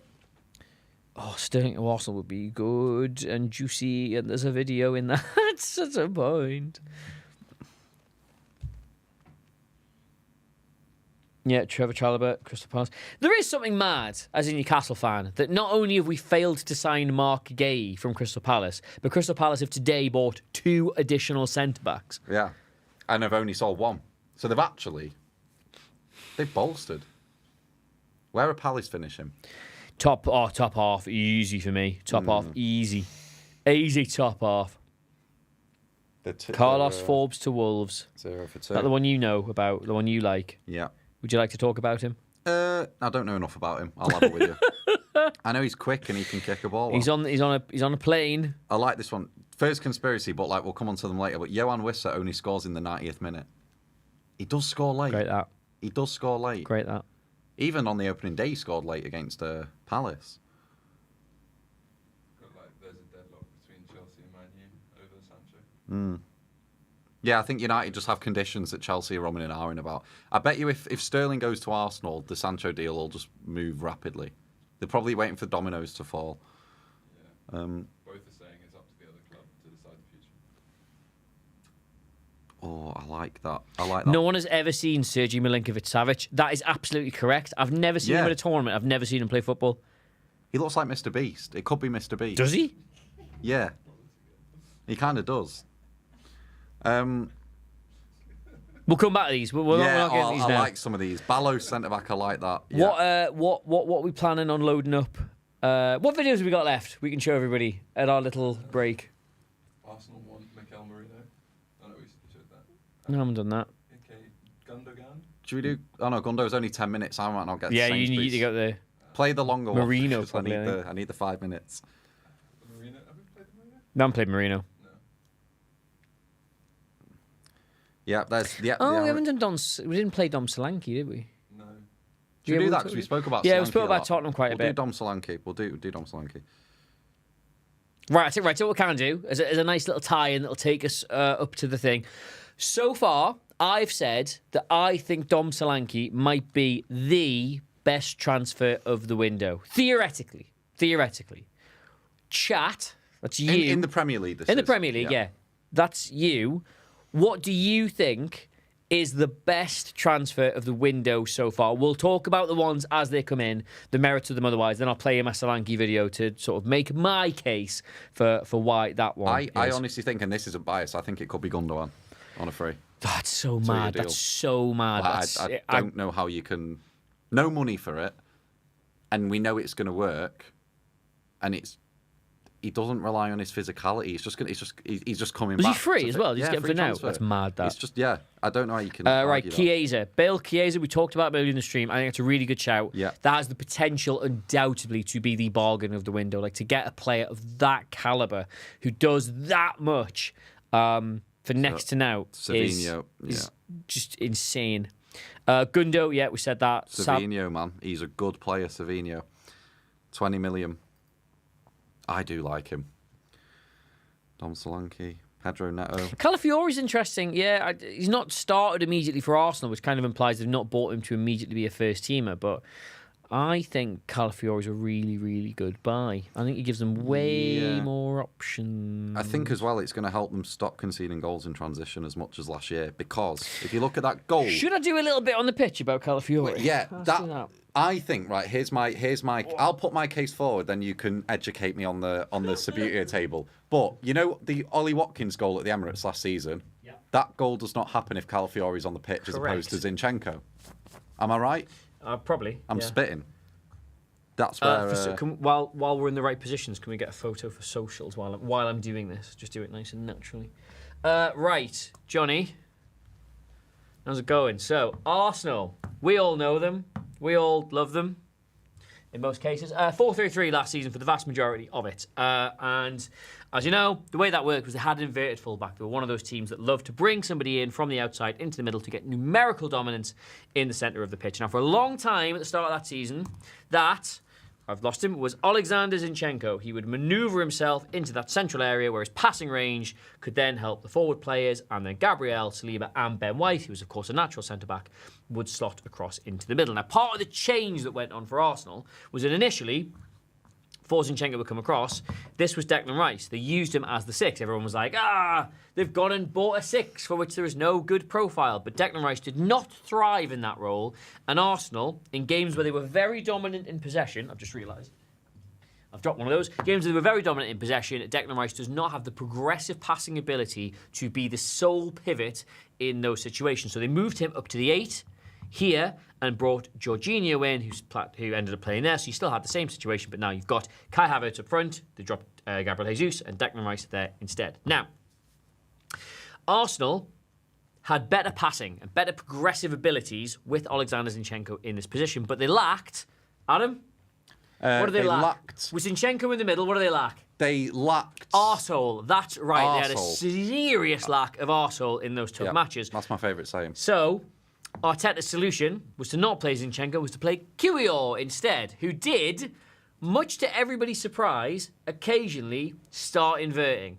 And it was a bit weird, because he's not particularly good on the ball, but he certainly had that defensive steel, that rigidity. He added a bit more. Arsehole to the centre of Arsenal's midfield. So, it is the summer. You have come second in the league again. You are going out shopping. What is one thing you would buy if you had the option? You would want someone to play that left back, left centre back position, who simultaneously gives you ball progression and gives you, Adam? Arsehole. And Ricardo Calafiore, during the Euros, what did he prove? Arsehole a go-go, but also through his ball carrying abilities rather than his passing, he can help move Arsenal up the pitch. And if he's available, and he's young, and he's, let's face it, incredibly attractive man, why wouldn't you? Exactly. Why wouldn't you? So Arsenal's solution, effectively, became to have Calafiori in this position. But we've not seen that yet. As yet this season, they have not opted to play this system with Calafiori in the left centre-back position. But ultimately, I do feel that is where he'll play. Now, obviously, on top of that, he is a centre-back by trade, so he gives you coverage for Gabriel, he gives you coverage for Saliba, probably even gives you coverage for Ben White if you want. But he addresses a really, not big issue, but an addressable issue for Arsenal in that system. Why was I talking about that? Why did I start talking about that? Just Calafiori. Because someone signings. Someone said Arsenal have had a bad window. I don't think they have a bad window. I think Calafiori is a really good signing for them. Also, Arsenal's endeavour to have more arsehole in the midfield. Mikel Merino was the dual-winning king of European football last season. Virtually nobody in central midfield for a top team across Europe won the ball back when the ball was on the deck or the ball was in the air more than Mikel Merino. So straight away, he doesn't come in to be a starting midfielder, but the options he gives you in that position are fantastic. Interesting point. Someone's tried to counterpoint you in the comments. Someone said, Timber has ball progressing and ball carrying abilities too. If he would have been fit, then Calafiori wouldn't have come in. Well, bingo. You've answered your own point there. Jurriën Timber was brought in from that side to do that exact same thing. He's far more natural coming into the middle than Kiwior or Ben White was, but he missed that entire season. And his fitness, the kind of injury he had as well, that's one of those ones you don't necessarily know if you come back exactly the same from. Yeah. Now, if he does, bonus, brilliant, they've got another player. You forget Timber could play right back, left back, and centre back at the same time. Adding Calafiori to that with Timber, there's no downside to that. You're going to have enough games. Champions League format's been changed. You want to compete in all the cups. There's no Arsenal are going to have really heavy fixture congestion this season. There's no downside to having Calafiori and Timber. I would love Calafiori and Timber. Yeah. Strength in depth. Strength in depth. That's not a counterpoint. That's an additional point to the same point. Well done on agreeing with me. Yeah, why did I bring it up? That was it. Yeah, that was good. That was it, just because of that. I do think this season we'll start to see teams move away from this box midfield, though, interestingly. Johnny, can I get the pitch a second? I think a lot of teams, they're sort of used to this numerical dominance in the middle, this 3-box-3 system. I think we've already seen with like Man United and apparently Arsenal going absolutely cock-a-hoop by having 6 up front and these 3 behind. I think you're going to start seeing more teams doing that as the season goes on. But the problem with it is, as you can see by looking at it, it's fucking mental, isn't it? And like, you saw all the mid-table sides, didn't you, last season, start trying to invert a full-back in to get that sort of like, to match him up and do things numerically. I don't think any mid-table side can do that. No. I don't think any mid-table side can do 3-1-6. It'd be insane. Mid-table? No, they can't. Not off the top of my head. Maybe Palace. Do you know what's really mad? This is the formation football used to be played in. What, 3-1-6? Well, kind of. It used to be the 2-3-5 was the original defaulting formation. Then it changed to the WM. Wait, so what era are we talking for 2-3-5? Like the 1900s. The 1900s? Yeah. So this is one of those boring thing I can explain to you. Do you want to know why squad numbers, in England especially, are 7 wing, 11 wing, 9 centre forward? So you're going to tell me it's because of that formational shape? Yeah, I'll show you. So if you imagine, right? This is how British. This should be a video all of itself. This is one of the most interesting, boring things I know. I wheel this out in pubs all the time, right? So if you imagine, this is ye olde football, right? This is the shape football was originally played in, right? You might pet hate. I hate people calling players centre halves. Right? You said this to me. That's the centre half. That's the centre half. These are the centre backs. That's the centre half. It's not a position that exists. Game's anymore. gone, Adam. These are half backs. These are half-backs, and this is the centre-half. That's the half position. There was no midfield back then, right? So when they had to number players, 1, 2, 3, right? 4, 5, 6, 7, 8, 9, 10, 11. So your wingers are 7 and 11. Your centre-forward is number 9, and then you've got the 8s and the 10s. Right. Right? That's how the numbers first happened in football. Now, from there, different countries evolved different ways. Right? So in South America, you ever seen how they've got like 11's like a fullback number there, isn't it? Because they added a defender by pulling him all the way back. So all of a sudden it was like 11, 2, 3. That's why 2 and 3 are centre-back numbers in South America as well, by the way. But in England, what we ended up doing was we pulled one of these back. So basically these 2 split, and then we eventually managed to pull both of those two players back. So that's still the 4. So you've got 2, 3, 4, 2, 3, 5, and 6 are your defenders now, right? And then obviously we pulled the 8 and the 10 back.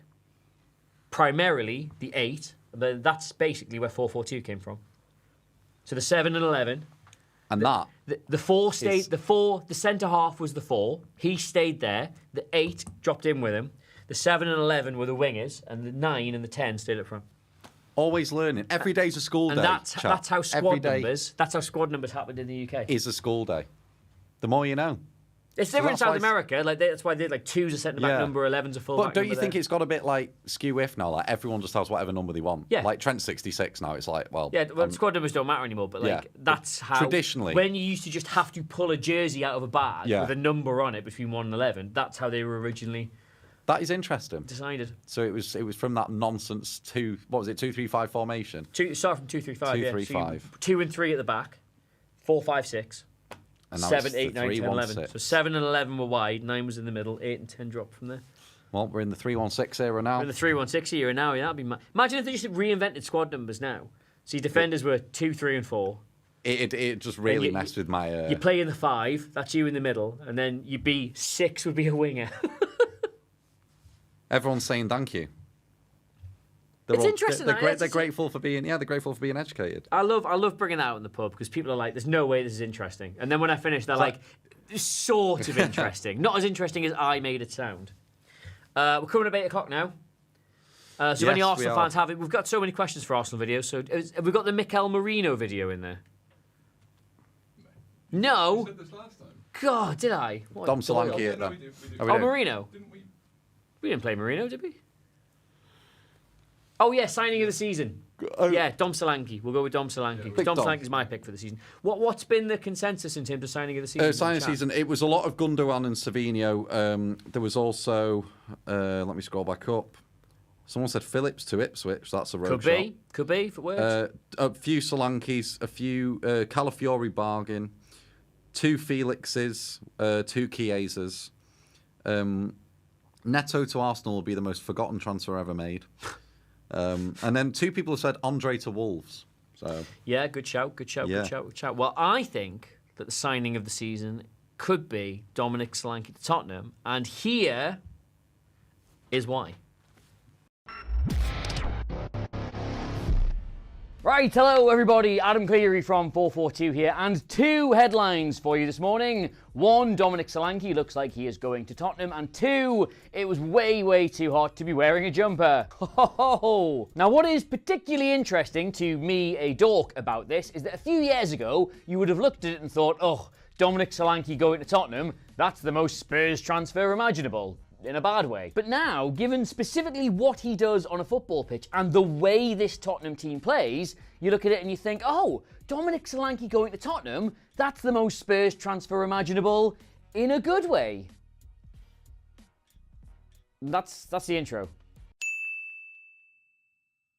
All right, so first off, despite all the injuries and form and various other changes, this was Ange Postecoglou's preferred shape and preferred players across last season. Which I was a bit surprised at, actually. I thought James Maddison missed loads of last season, but he started like 26 league games, so... And obviously they started really brightly, but they tailed off towards the end, but we will come back to this team and this system and this manager and these players in a little bit, because first, you need to understand who Dominic Solanke is and what he does. Probably the easiest way to describe him is like maybe Ivan Toney aside, Dom Solanke is the best centre-forward in the Premier League, not currently at a elite or like European challenging club. He finished joint 4th in the Premier League for the total number of goals. He averaged exactly 1 goal every 2 games. When you start discounting penalties from that, he actually finished 3rd in the league. He was 3rd as well for non-penalty expected goals, if you're a nerd like me and you enjoy that kind of thing. He was 4th for the total number of shots. He was 5th for the number of touches in the opposition box. Those are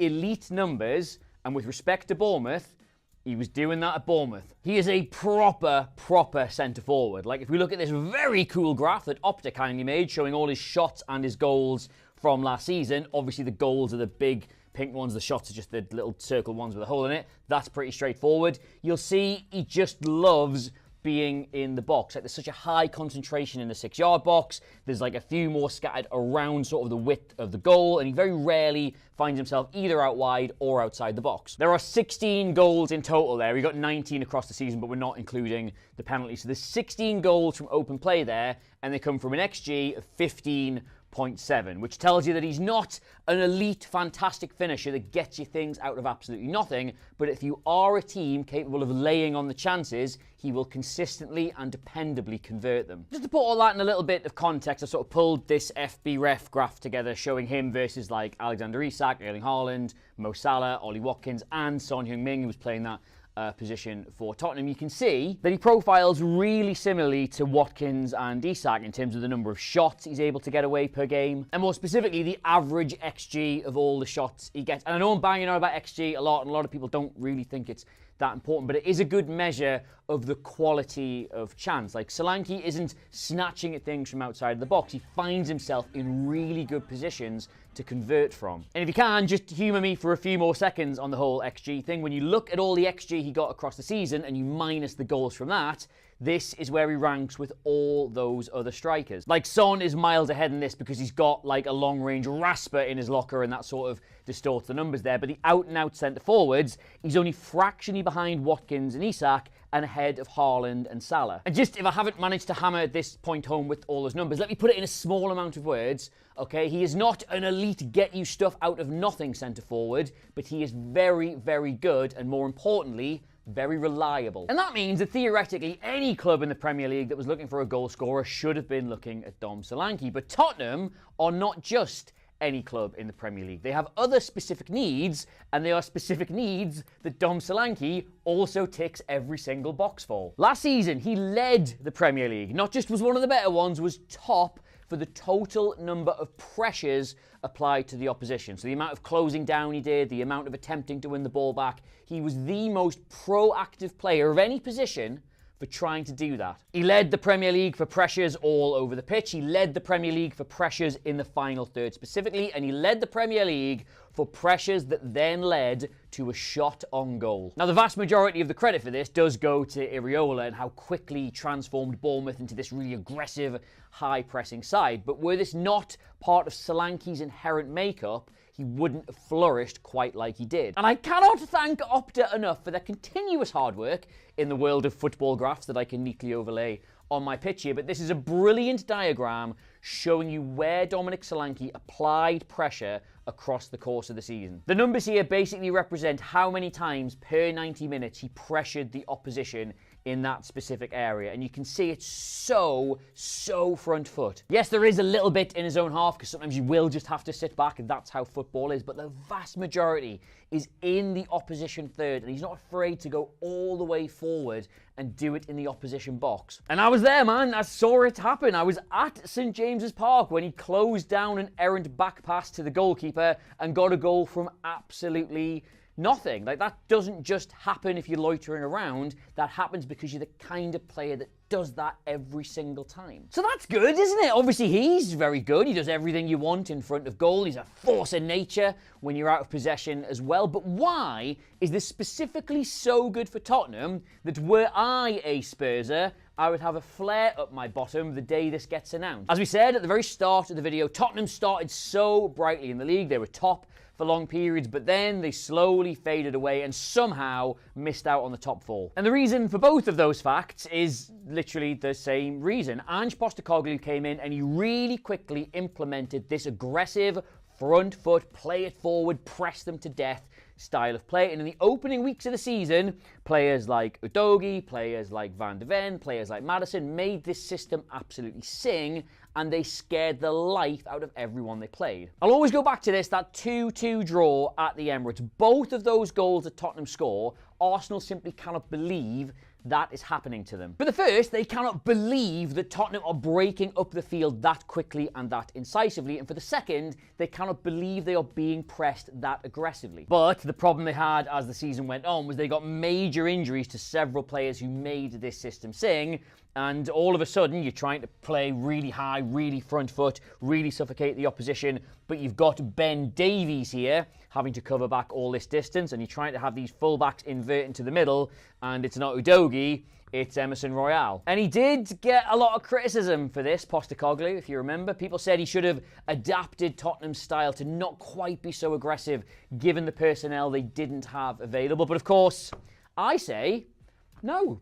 Never compromise on anything, ever. Be stubborn, be rigid, be a complete nightmare. That's what I do. Anyway, so the point I'm actually trying to make here is that Postecoglou has fundamentally altered the DNA of this team very quickly. Like if we look at this graph that Sky made, in one season he took them from being bottom of the league in terms of their starting position for both offensive and defensive actions and turned them into the highest team in the league from that. They literally went from being the most back foot team to the most front foot team. They were top of the league last season for the number of high turnovers where they win the ball back close to the opposition goal, and they were second for the number of chances they created from high turnovers. They are so aggressive, they are so front foot. When the players are available, it works really well. But one thing they could never quite get right was the identity of the centre forward. Like Tottenham were 4th in the league last season for the total number of shots they created. They were a really attacking team, but they dropped down to like 7th or 8th for the total number of goals. Just to put that in its most basic terms, they are a Champions League side when it comes to creating chances, and they're just about a Conference League side when it comes to taking them. And the problem primarily was Son, who I'm not having to go at in any way, shape or form. I thought he did fantastic last year. It's just that they lost Harry Kane and they didn't get a direct replacement, so he found himself pressed into playing into the middle and didn't really suit him. And as a result, he was kind of in and out of that position. Like he played the bulk of his games as their centre forward, 23 I think in total, but he also had 12 more starts on this left-hand side because he just never quite clicked. And I'll show you what the problem is, right? This is Son's seasonal heat map across the last campaign. You can see he spends loads of time over here and he spends loads of time there. It's because obviously he was interchanging positions across the season. But his last game that Tottenham won, where he played centre forward, was the win against Burnley. And they dominated the ball, so everybody was involved a lot, right? And this is his heat map from that game specifically. Now what you should be noticing here is he does most of his work outside the box. Now yes, Burnley did defend deep, so there wasn't a lot of space, but you would still expect a focal point centre forward to be further up, to be far more concentrated around this area, not drifting sort of all over the place and even back in his own half, doing bits and pieces. And the problem with that is that the Ange ball system has so much interchanging going on from the 6s and the 8s, and it wants the fullbacks to get involved here, and it sometimes wants the wide players to hold the width, but sometimes it wants them to sneak in when the play's developing on the other side. It wants these guys to steal in when the centre forward can create space. There's so much movement, there is so much flexibility, but it is all built around a central pivot. And this is a real deep cut graphic for you, right? In Ange's last season at Celtic, his starting centre forward was 𝗵𝗏, right? And from that season, this is his seasonal heat map. And straight away, what do you notice about that? Like, obviously there's splotches here, there, and everywhere, because across the course of the entire season, that's gonna happen. But the vast majority, the biggest concentration of his actions are all deep into the box. Now you look at that, which is what a centre forward is supposed to be doing in this system, and you compare it again to Son versus Burnley, it's night and day. And then, and here's the real payoff of the video, you compare that to Dom Solanke's seasonal heat map from Bournemouth last season, and would you look at that, it's right where everything is supposed to be. This is funny, obviously, because he takes a lot of kickoffs, but other than that, everything he's doing, where possible, is in this central area. It's between the width of the goals, it's in the 18-yard box. Hell, let's stick his shots and his goals on top of that again, and it paints the picture of someone who is an out-and-out egg and chips centre forward. So, and I'm feeling very pleased with myself here, just to recap, what are Tottenham's major problems from last season? Well, they create a lot of chances, but they don't reliably take them, and also, they don't have a central focal point in the 18-yard box leading their attack. And what is Dom Solanke? You can say it at home with me if you like. He is someone who reliably takes his chances and is a central focal point at the very point of their attack. And oh, wait a minute, what have we got here on the heat map? Is that some vital defensive contributions in his own 18-yard box. Well, if we just get the old 𝗵𝗴𝗍 stats up, you can see that he's by no means one of the best players in the world at winning headers, but he's certainly incredibly competent at them. And you think back to last season where Tottenham had that really bad run where they were conceding loads of set-piece goals, all of a sudden having a much bigger, stronger, better in the air centre forward than someone like, say, Son means you've got an extra defensive weapon at the back as well. Funny that, isn't it? Now, obviously, nothing is guaranteed in football, but I think, honestly, this is probably the best player-to-club fit I've seen so far in this transfer window. Like, he is a player whose every ability, whose every positive is exactly what Tottenham need right now. Now, maybe that's the kiss of death on him. Maybe he gets 3 goals all season. Maybe his head falls off. Who knows? But I really do not think it is. Now, I've got absolutely loads of housekeeping to do today because I finally remembered to bring a copy of the season preview in. It is the best thing we do all year, in my opinion. It comes with this special season preview guide as well as the latest issue of 442. It previews everything going on in England and Scotland. It's honestly, like, even before I worked here, I would go and get this. It was a ritual I had before the season started, and you should too, because it's excellent. And also, I've been saying this in every single video, I am running the Great North Run in very, very soon, and that's a bad idea, because no knees, bad heart, childhood asthma, etc. But I'm trying to raise some money for Mind, who are a mental health charity here in the UK. I'll stick a link below if you want to read about why I'm doing that, why it's a cause close to my heart, why they do such amazing vital work here in the UK and beyond. And if you have got a couple of quid sitting around after watching a video about a man who costs £60 million, any donations whatsoever, big or small, they go absolutely miles. They really do make a difference, and they make my heart grow several sizes. You can get me across all the social medias at Adam Cleary, C-L-E-R-Y. Thank you to my parents for giving me such an SEO-friendly name. The 442 socials are in the corner of the video. The mag I've told you about, the sponsorship thing I've told you about, Dom Solanke I've told you about, and also it was too hot to wear a jumper. Told you that at the start. So I'm going to shower now. That's my treat. Goodbye. Adam Monk is dead. I'm not quite yet. Much as the Mayans of old would bless their subjects with rain upon the deliverance of a blood sacrifice, so too will he be killed now, in the hopes that a transfer may rain from the sky. Hello, I'm Adam Cleary, and welcome back to the 442 Transfer Deadline Day livestream, where there are no transfers happening. What was that? Just an intro. That was a hell of an intro. Just an intro, yeah. Oh my God. Levels, innit? Just got back. Chicken teriyaki, no bombers. However, 2 transfers have taken place. Yes. While I have been in the toilet. 𝗕𝗏𝗧𝗏𝗧𝗏, Leicester City, straight loan. Why everyone says a straight loan now, I don't know what that means. As opposed to like a weavy, wonky loan. No obligation, no option, I think, just a straight loan. And I hope you're sitting down for this. Scott McTominay has gone to Napoli. If you didn't know. Wow, wow, wee wah. Right, let's get the chat back up.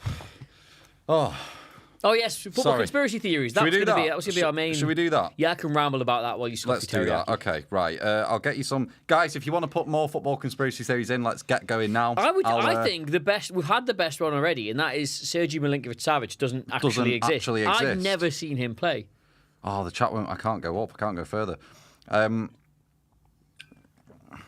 So there was one, I did read one where the guy said, I can't remember your name, apologies, but he said that United fans are convinced that QPR deliberately let City score 2 goals when they knew they were safe from relegation. Thoughts on that?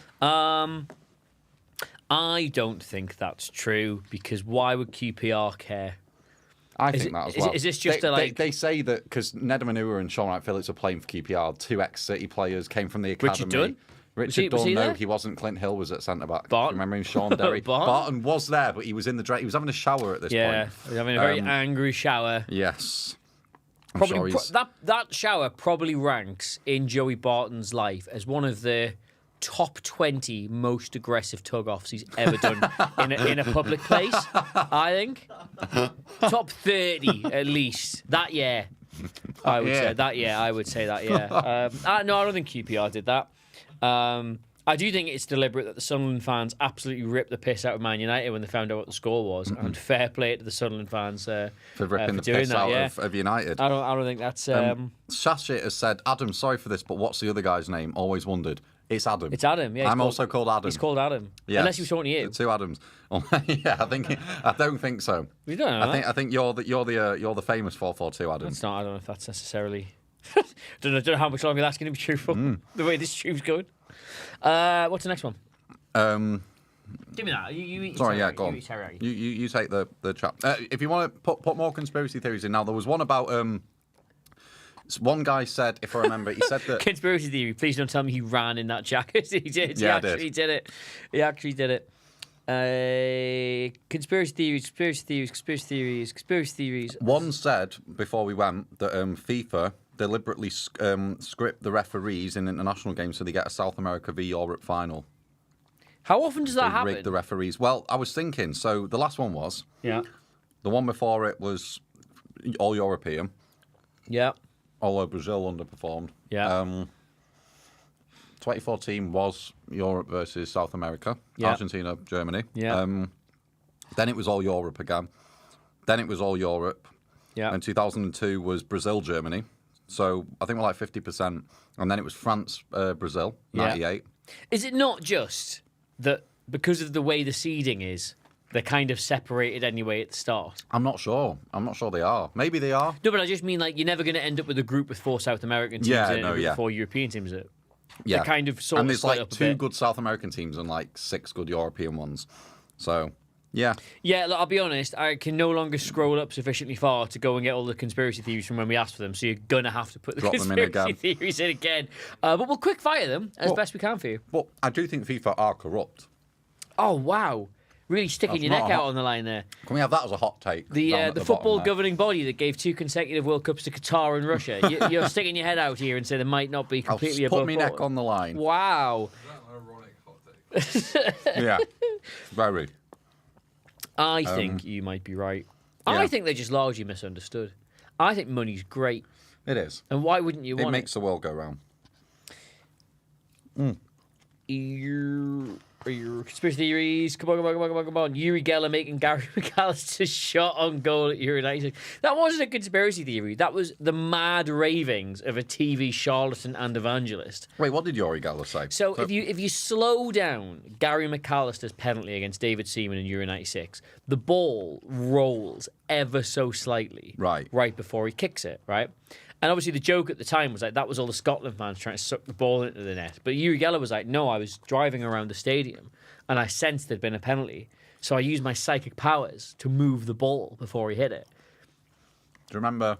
He also said this about Newcastle beating Arsenal. He was doing donuts around the outside of Highbury. He also went on live TV. Was it in the 2002 World Cup? This is in the Sven documentary where he was asking Beckham's everyone foot. to touch Beckham's foot. Yeah. He did it with Rooney's metatarsal. Yeah. Everyone touch it and pray for Rooney's foot. Bloody hell. Conspiracy theory, Mason Mount is a Chelsea agent and has been poisoning Marcus Rashford. That's insane. That is insane. That's criminal if that's true. A Chelsea agent. That's like... What was like Hitman. What was your man in that village who had the poisonous radioactive stuff? Novichok. Yeah. Yeah, that's that. You're saying that's happening. That's highly illegal. That's but terrible. It's not beyond 𝗘𝗫𝗍𝗓. It's terrible. Or is it not? Not beyond the previous administration either. South Korea was stopped at the semi-final stages in 2002 when FIFA thought it might have gone too far. When what had gone too far? The conspiracy to get them there. They rigged that. So South Korea, Italy. It was the most rigged game. It's funny because it was the Italians, but it's also an absolute scandal. Yeah. That's just terrible. I believe that one. I'll give that one a green light. We agree with that one. Well, I do anyway. You give that the agree light. Oh, it's locked out. I'm going to get my own laptop. Oh, I'll get it back. I'll get you back on. I might just stay over here because it's really funny watching Johnny have to keep doing the 2 cameras all the time. Yeah, go on. I'll just stay here then. So, conspiracy theory: Brighton are run by football manager and FIFA career mode enthusiasts only. Yeah, I think that is true. That literally is true, though, isn't it? Probably is. They probably hired a couple. Don't Brighton have like a connection to Sports Interactive? Possibly. I think they do. Conspiracy theory: Morata is a front for money laundering. Yep, I've heard that one before. True? He's Hang gone on. through the same 3 clubs like loads of times. He's now not. He's at AC Milan now, I think. But Alvaro Morata, total transfer fee. What do you think it is? Over the course of bloody hell. Over the course of his career, what's that in pounds? Crikey Moses. How much do you think Morata's gone for across the course of his total career? So the Chelsea one was a lot of money. I reckon 200 mil. 200 million euros, yeah. Is it? Am I right? 170 mil in British pounds. Bloody hell. Here's one for all the buttons, right? For all the marbles. Can you do Morata's career journey? Oh my God. I'll start you off, right? Real Madrid Castilla Okay. to Real Madrid first team. Okay. Then he went to 2016, he goes to Juventus. Juventus. Well done, Yeah. yes. And then The next summer, he goes to... Chelsea. He goes back to Real Madrid. Oh, shit. Then Okay. he goes to Chelsea. Okay. Then He goes to Atletico Madrid. And then Juventus. he goes back to Chelsea. Oh, he went back to Chelsea? For 36 million, yep. He went back to Chelsea? Yep. Or might be a loan. It must have been a loan. Must have been a loan. I do not remember that. Yes, so he goes Chelsea, Atletico, Juventus, Atletico. What a guy. What a guy. Anyway, conspiracy theories. Oh, God, we've got loads. This is really good. Thank you, everybody. The Premier League is actually a front for an intergalactic betting syndicate run by extraterrestrial beings who are using Earth football as a way to gather data on human behaviour. Yeah? James Preston, I've seen need some help. of the people who go to. I've seen some of the people who go to games of football. It wouldn't surprise me at all if that was like a legitimate. It was a way to I mean, look, I'm as much a part of this as anybody else, right? But football is a fucking zoo. Oh, yeah, Come it on. is. It's a form of social conditioning Yeah. for a fact. It absolutely is. I don't know about the extraterrestrial bit, but maybe there is something in that.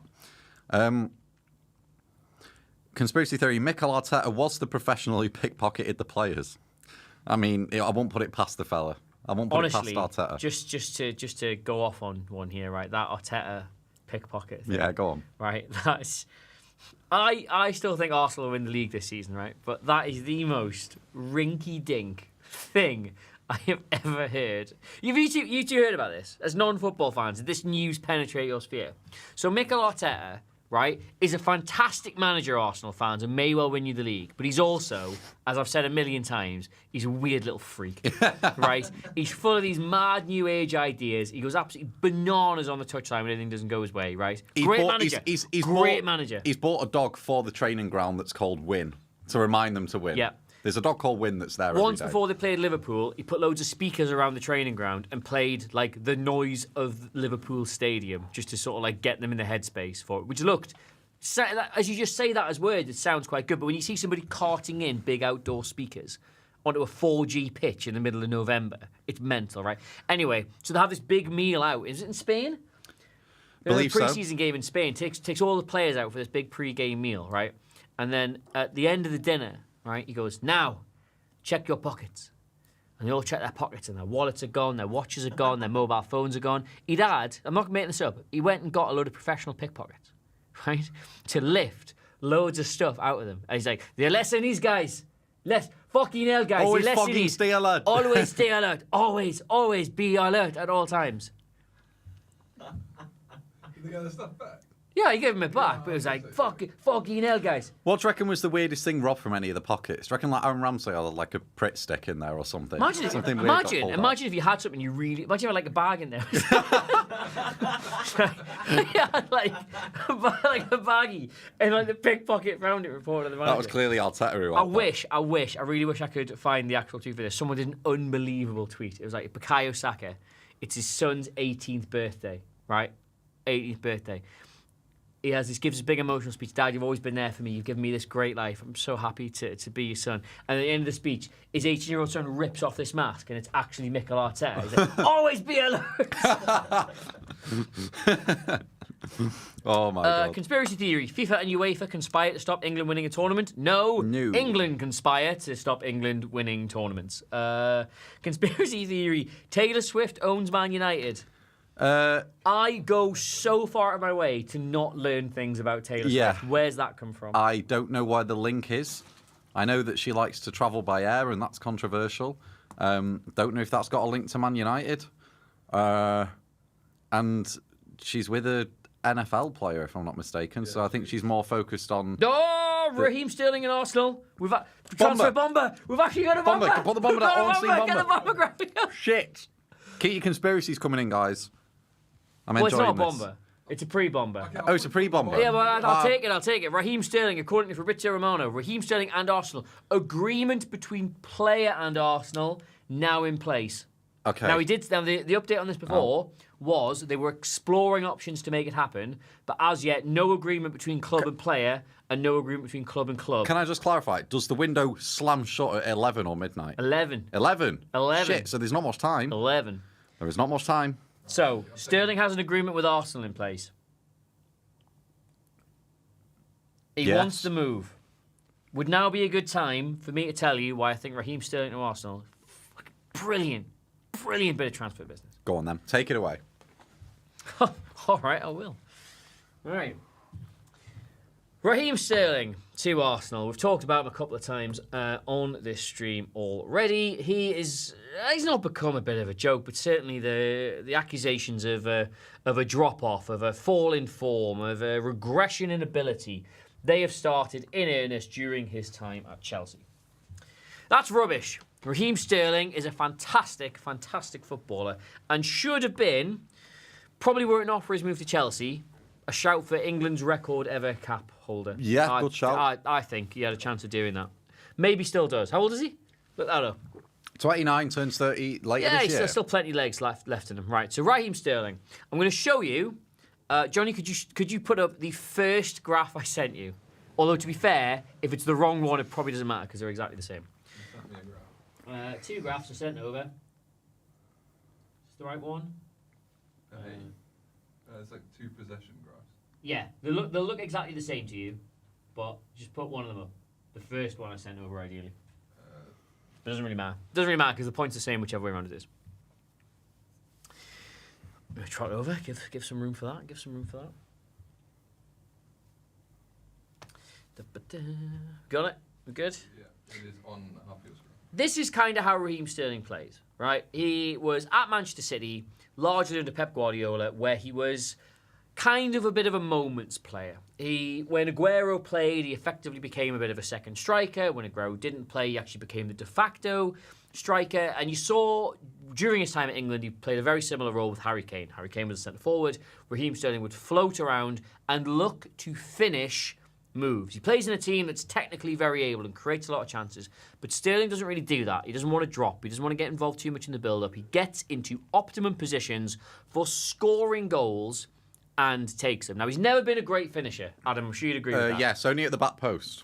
Never been an elite finisher. No. But I would argue... He's not even a gunman. He's not a gunman. He's not a Don't say good it. man. No. However, what he does have that few players possess is almost unrivaled movement within the box. Correct. He puts himself in positions where he can almost never He's got a sixth miss sense. the chance. As I would go so far as a 7th or 8th That's- sense. That's how good at them he is.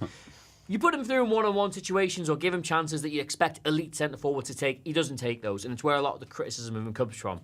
And he scores so many tap-ins because that's actually where his strength is. It's in his movement, his ability to find that space when another centre-forward takes a defender away to find that. And if you look at these numbers, that kind of sort of backs that up. He carries the ball, but he doesn't touch it in the middle of the pitch. He doesn't touch it in the defensive third. He just gets involved in the final third to finish off moves. Now, Chelsea, as we already discussed last season, let's get rid of that graph. Chelsea, as we already discussed last season, they were not a side capable of putting on a lot of chances for a centre-forward. They did supply a bit to Nicholas Jackson, but by and large, the majority of their chances, the majority of their goals, they came about through individual endeavour. Cole Palmer doing things, players doing things. It did not suit Raheem Sterling at all. But the numbers you've just seen, they were still his numbers from last season. He was still able to get involved in the final third, still good at take on, still good at going past players, still that classic Raheem Sterling. Now, Adam Monk, do you remember which season Raheem Sterling scored the most amount of goals in his career? 2018 to 2019.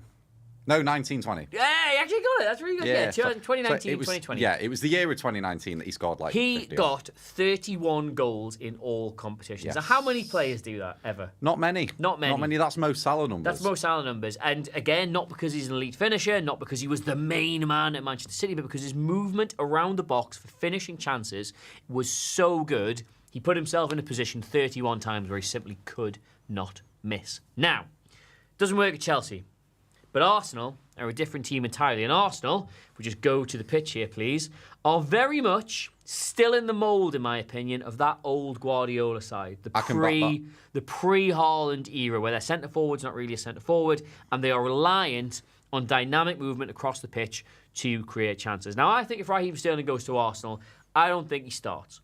I don't think you're bringing him in there to improve the first 11. But Arsenal last season, the games where they fell down were the games where Havertz movement outside the box and Saka coming in here, possibly Trossard going in there, Declan Rice making these runs, all of this stuff was insufficient to break down determined low blocks and back lines. Because without a dedicated centre-forward, without a natural sort of finisher in all this, Arsenal can struggle. Now, we saw Leandro Trossard really step up coming in from the left-hand side and finding himself in optimum positions to take chances. Now, he's not a natural centre-forward, Leandro Trossard, but he was doing very well in those roles. Now, I put it to you, Adam Monk. Go on. If you put Raheem Sterling in that left-sided position and you had him perform that role that Leandro Trossard was doing, the team's already camped in their own box. It's already a case of just can you find the space and can you finish off the chance. Raheem Sterling is almost as perfect a profile of player as you could possibly want. Not in an open game, not when it's tied, not when the game's going back and forward, but when Arsenal have got the other team penned in, they need a goal desperately. Raheem Sterling floating around the box, finding those pockets in between the players for cutbacks, for loose balls. Do you know what I would argue? So I think Trossard, maybe he'd get more goals from those situations. Sterling, maybe the best player in Premier League history in those situations at winning penalties. Yeah. Food for thought. Yeah, that as well. Sterling goes down and he wins them. I think Trossard is an overall better finisher. Absolutely. In the way you'd expect a classic centre-forward to finish chances, which has obviously been Sterling's historic weakness. But I think purely on that movement, getting into the box, floating around, not worrying about your role coming in from the left, just making sure you are in the right position when that ball falls. I don't think there's any players in the Premier League better at it than Raheem Sterling. Yeah, I can get on board with that. I'd like to. So, Cool Running Media, he's basically said that you're chatting Patty, Adam, again. But that's good. We decided that was good, though. We decided Patty was good. Thank you. He said he did nothing for us at Chelsea, but he's talking about his time at City to reply to you. He's talking about the time at City and how Arteta and his system at Arsenal is akin to Manchester City's old system, which Sterling was in. If we could just bring up the second graph for you here.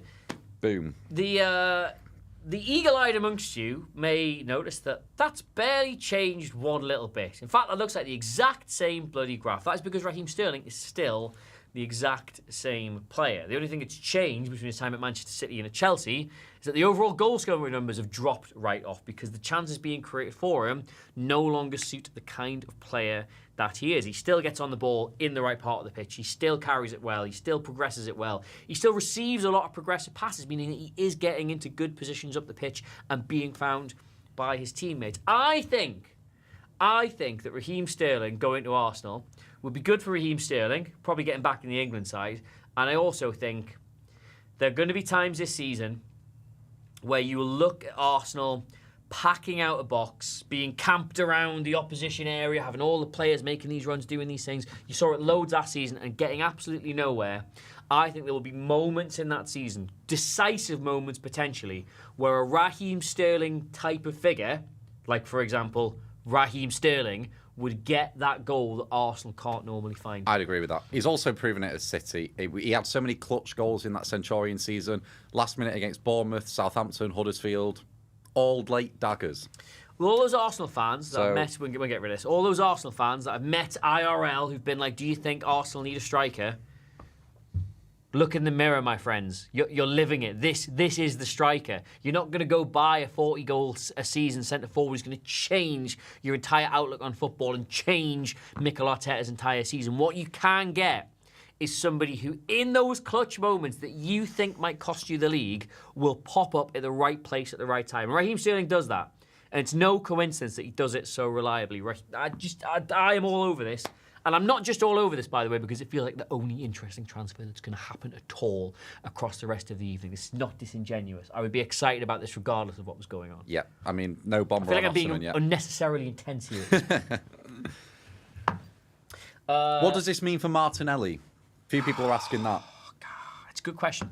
Obviously, as we've talked about already with Arsenal's options at the back, Jurriën Timber, Calafiore coming into what is already a fairly settled back line. They've said they don't want to let 𝗘𝗫𝗧𝗏 go, so he's going to be there. Technically, if you think Timber's more or less there to play left back, Arsenal now have 4 choices there when you think about it. Because Gabriel Saliba, you're not going to usurp. There's no reason to change Ben White, although you could, I suppose, rotate him with Timber depending on the situation. But Calafiore's there, 𝗘𝗫𝗧𝗏's there, Timber's there. Zinchenko is still. Zinchenko's still there. Arsenal have the biggest glaring weakness of any of the teams who are threatening for a title this year, and that weakness is depth. They have been, in my opinion, so fortunate with injuries the last 2 seasons. Yeah. Like, we saw how tired Bukayo Saka looked at the end of last season. Like, Declan Rice run himself into the ground. Ødegaard run himself into the ground. They play every single week. And if you look at Man City last season, they lost Kevin De Bruyne right at the start. He missed, 3-4 months? Yeah. Fairly Came back in chunk. January. But the thing about being injured, right, so long as it isn't the kind of injury that affects the way you play and affects your body, you actually come back incredibly refreshed. You've had a great break, if nothing else. Yep. And Pep Guardiola's proven several times in the past he's not afraid to rotate things, to drop players when he needs to. He gives the players the breaks they need. But Arsenal simply do not have the quality outside the first 11 to be able to do that and still think they're going to challenge for a title. Ødegaard almost always, I've got them in the wrong formation here, silly me. Ødegaard has to play. Declan Rice has to play, depending where he is. Bukayo Saka has to play. Saliba has to play. Ben White has to play. Like, there's not got the options outside of that. But now, Calafiore, Timber, you can start to make these little changes here and there. Gabriel Martinelli, absolutely fine. Sterling, absolutely Got to fine. remember, they got Horses, Gabriel horses. Jesus as well, who just underperformed on an individual basis last season, really. I would argue, I'm just going to try to do this in my head now, right? A second Arsenal 11, right? Neto, just come in now. Tomiyasu. Yes. Tomiyasu. Timber. Let's say Timber left back, Calafiore centre back, 𝗘𝗫𝗧𝗏. Yeah. You could go with that. Alternate number 6, Partey, probably come in. Partey. Jorginho, whoever you don't particularly want to play. Smith Rowe would have been great for this, but obviously they've sold him. Who's your 2 other 8s? So they got Reece Nelson. Havertz can play there sort of as a I would say still secondary. out-season your first 11. Yeah. Havertz. So you've got Gabriel Jesus, you've got Sterling, Trossard, Reece Nelson. They're struggling for that 8 position, aren't they? Yeah, they're struggling for that 8. Okay, It's well, Ødegaard and let's skip Orbost. that. They did have Fabio Vieira, but he's just gone. He's just gone. So let's say, who on the right then?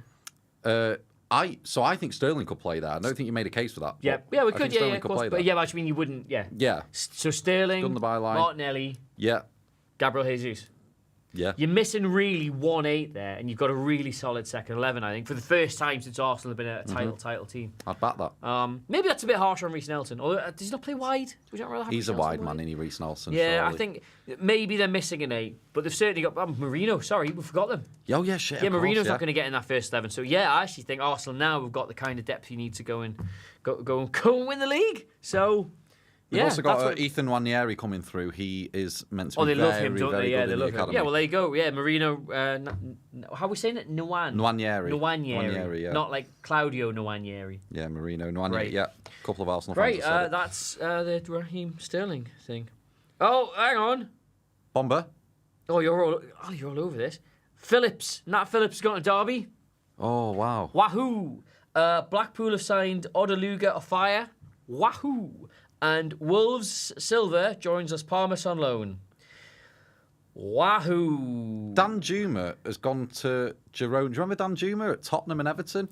He ended up back at Villarreal. Not really. And he's gone. You do? Aren't out Dan Juma? Not really. Well, he's gone to Girona. Okay. No one cares. Big clubs only, Fab. All right. Conspiracy theories. Let's scroll up. That was a big discussion in the comments about Arsenal there. Very interesting one. Yeah, so we got the South Korea one. No, conspiring against England.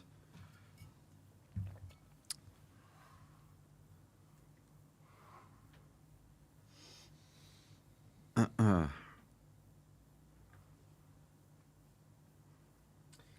was a long period of dead air. What have we got? Come on. Conspiracy theory. Sir Alex Ferguson didn't select David Moyes.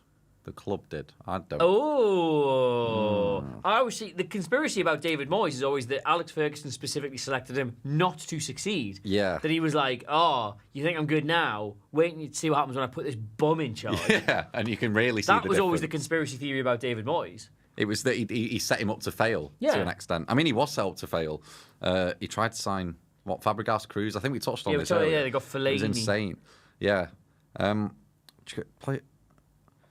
Conspiracy theory. Players hate the new Champions League format, but they can't revolt against it because of the repercussions. So, i.e. more game time. Got to bear in mind as well, the Club World Cup next year is 32 teams. So there's going to be even more games. So this isn't a conspiracy theory. This is like a genuine, verifiable truth.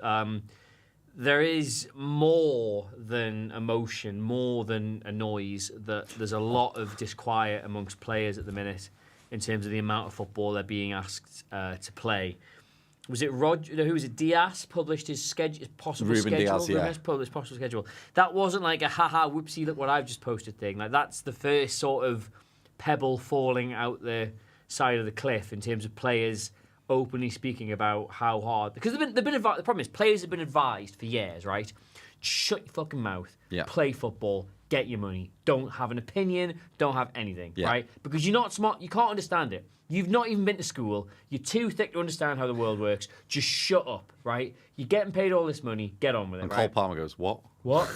Bit of school. What? But the problem is now, the amount of injuries that are happening and the physical toll it's taking on them. We're starting to see players who come through at such a young age now retiring and burning out and having a physical decline so much earlier. There's kind of an awareness of like, they're not just moaning for the sake of moaning. A lot of them physically can't hack this. And it's becoming an issue because now the people who actually make money off all these footballers are like, oh, hang on, I've got the hottest property in the world who's 18 years old. You're telling me he's going to burn out by 27? I can't make as much money off him as I wanted to. I actually did one of my earliest videos when I joined about a year ago was on the upturn in hamstring injuries. They rose by 96% last season on the year before. That is not a coincidence. 96%? 96%. Hammies up 90. Look at the face Johnny's pulled. Hammies up 96%. Hammy stocks had risen to the moon. Everyone was pulling up. And it's because of game time. Basically, to put this into context for the audience and Johnny, for anybody who doesn't know this kind of thing, right? What was the stat about Bellingham versus Beckham's minutes at 21? Oh, I think it was ridiculous. It was something Bellingham like David Beckham was obviously hot property, hot shit when he came through. Right, everyone wanted a bit of David Beckham. He started playing for Man United, started playing for England. By 21, he played, and I'm going to guess these numbers. I think this might be wrong. He played like 1,500 senior minutes, as opposed to Bellingham had played like nearly 8,000 or 9,000 senior minutes by the same age. Insane. Because there's just that much more football. And they're just thrown in that much earlier. Yeah, and Bellingham was like 16 when he broke through, but Look it was at Rooney, just like into the deep Wayne end. Rooney was in the same conversation as Ronaldo and Messi in terms of like who's the best young player in the world for years. And then all of a sudden he started looking like he was running a fish and chip van, and those two were winning everything there is to be won. Yeah, it's mad. Well, that's what I've always thought about Sterling. He broke through so young. He was 17 when he made his debut for Liverpool. Really? Is his body going to wear and tear and stop at some point? Especially when he's such an explosive player. Yeah. Now, Adam, I'm going to interrupt you because we've got the funniest bomber of the night. Comedic bomber. If you tell me Marc Guehi's gone to Liverpool, I'm going to scramble over all this equipment. This is bomber worthy. Anything's bomber worthy at this point. So, 𝗘𝗫𝗧𝗏 now reporting that David Washington's move to Strasbourg from Chelsea has collapsed. Oh no. Why? So, 𝗬𝗏𝗏 on the phone to himself has managed to collapse. He's collapsed the deal with himself. That's the bomber. I don't know how everyone's saying in the replies, how does a deal between two clubs owned by the same person collapse? I do not know. If you have any explanation, Chelsea fans in the chat, let me know. But 𝗬𝗏𝗏 has failed to sell his asset to himself. That's genuinely quite spectacular. That is incredible. Is that the most Chelsea thing that's happened in this window? 𝗬𝗏𝗏's had an argument with himself. Okay, this is another conspiracy theory. Avram Grant was appointed Chelsea manager because Roman Abramovich lost a bet in a pub. There was apparently some crack that's how Alan Pardew got the Newcastle job. He owed Mike Ashley loads of money from gambling. And then he just said... some actual huge bomber news. Todd the Prod's gone to Blackburn. Who? Todd Cantwell. Todd the Prod. Oh, I know Blackburn's right back. I could... Yeah. Give him a shout now. That's quite a good move for Blackburn. It's a shame though. That's the best flag Rangers had when we went to Ibrox. Just massive. This will mean nothing to you two. Rangers and Celtic divided across Glasgow over sectarian. Just Todd the Prod in massive letters because obviously Rangers are the Protestant side of the city. I thought it was great. Oh well, that Arsenal squad's taking a hit. Fabrizio Romano reporting that Ipswich Town are in advanced talks to sign Reece Nelson. Oh, really? Yeah. So Arsenal squad's getting thinner. We just Tell put you him in what, there. Ipswich Town, Reece Nelson, Amando Broja, Calvin Phillips. Sammy Smodics. That's some football manager shopping, that, like. Yeah. That's really good. Not bad at Amari, all. they got Amari Hutchinson, didn't they? Amari Hutchinson back. They got Muric in goal, who had a stinker at the Etihad, but still. Hey, I hope you bought your Ipswich Town stocks when they were low, my friend, because that shit They are staying is up. to the moon. Right, I'm sorry. So, Storm say stuff. This is a nonsense conspiracy theory. Barcelona lost 4-0 at Anfield intentionally in 2019 to get Ernesto Valverde sacked. No. Why would they win the home leg 3-0 in that case? Like, Let's really rub it in on this Yeah. score. Let's now go and lose. I think they were 1-0 down at half-time, and there's a fly-on-the-wall documentary. Have you seen it? No. And they have a camera in the dressing room, and Barca players going at half-time, and Jordi Alba is in floods of tears, and it's 1-0 at half-time. So, like, the What an mindset was actor. already there that they were just going to lose. I just think Barcelona, since Neymar left, really, have been horrific. As hard as Messi tried. Yeah, I guess that's true. There's a player involved in the Chelsea deal, but still, like, it's been the finances of it have been facilitated by Bowley, and it's, you know. That's nuts, though. That's absolutely... So he's just gone, no, I want to stay. I want to stay at Chelsea and not be registered. I'd love to see Blackburn back in the Prem. I would. They're a proper Barclays team. What would be your 20? God, what would be your don't start 20? it. Your 20 Barclays. Your ideal Premier League. What is the proper Premier What's League? the proper Barclays? The Premier League. Leeds are in it. Okay, so let's start from the top. Let's start the big boys. Arsenal, Aston Villa, Yeah, Blackburn. yeah. Who I think Blackburn have actually dropped reputationally below so many other clubs, but they've won it. They've won it. I agree. You get a lifetime membership. Yeah, Chelsea. yeah. That's Everton. 4. Everton. God, I mean, I'm going to start missing some out here. Liverpool, Leeds, Yeah, Man United, Man City, yeah, Newcastle. yeah. That's 10. That's 10. Half your league. Who else have I got?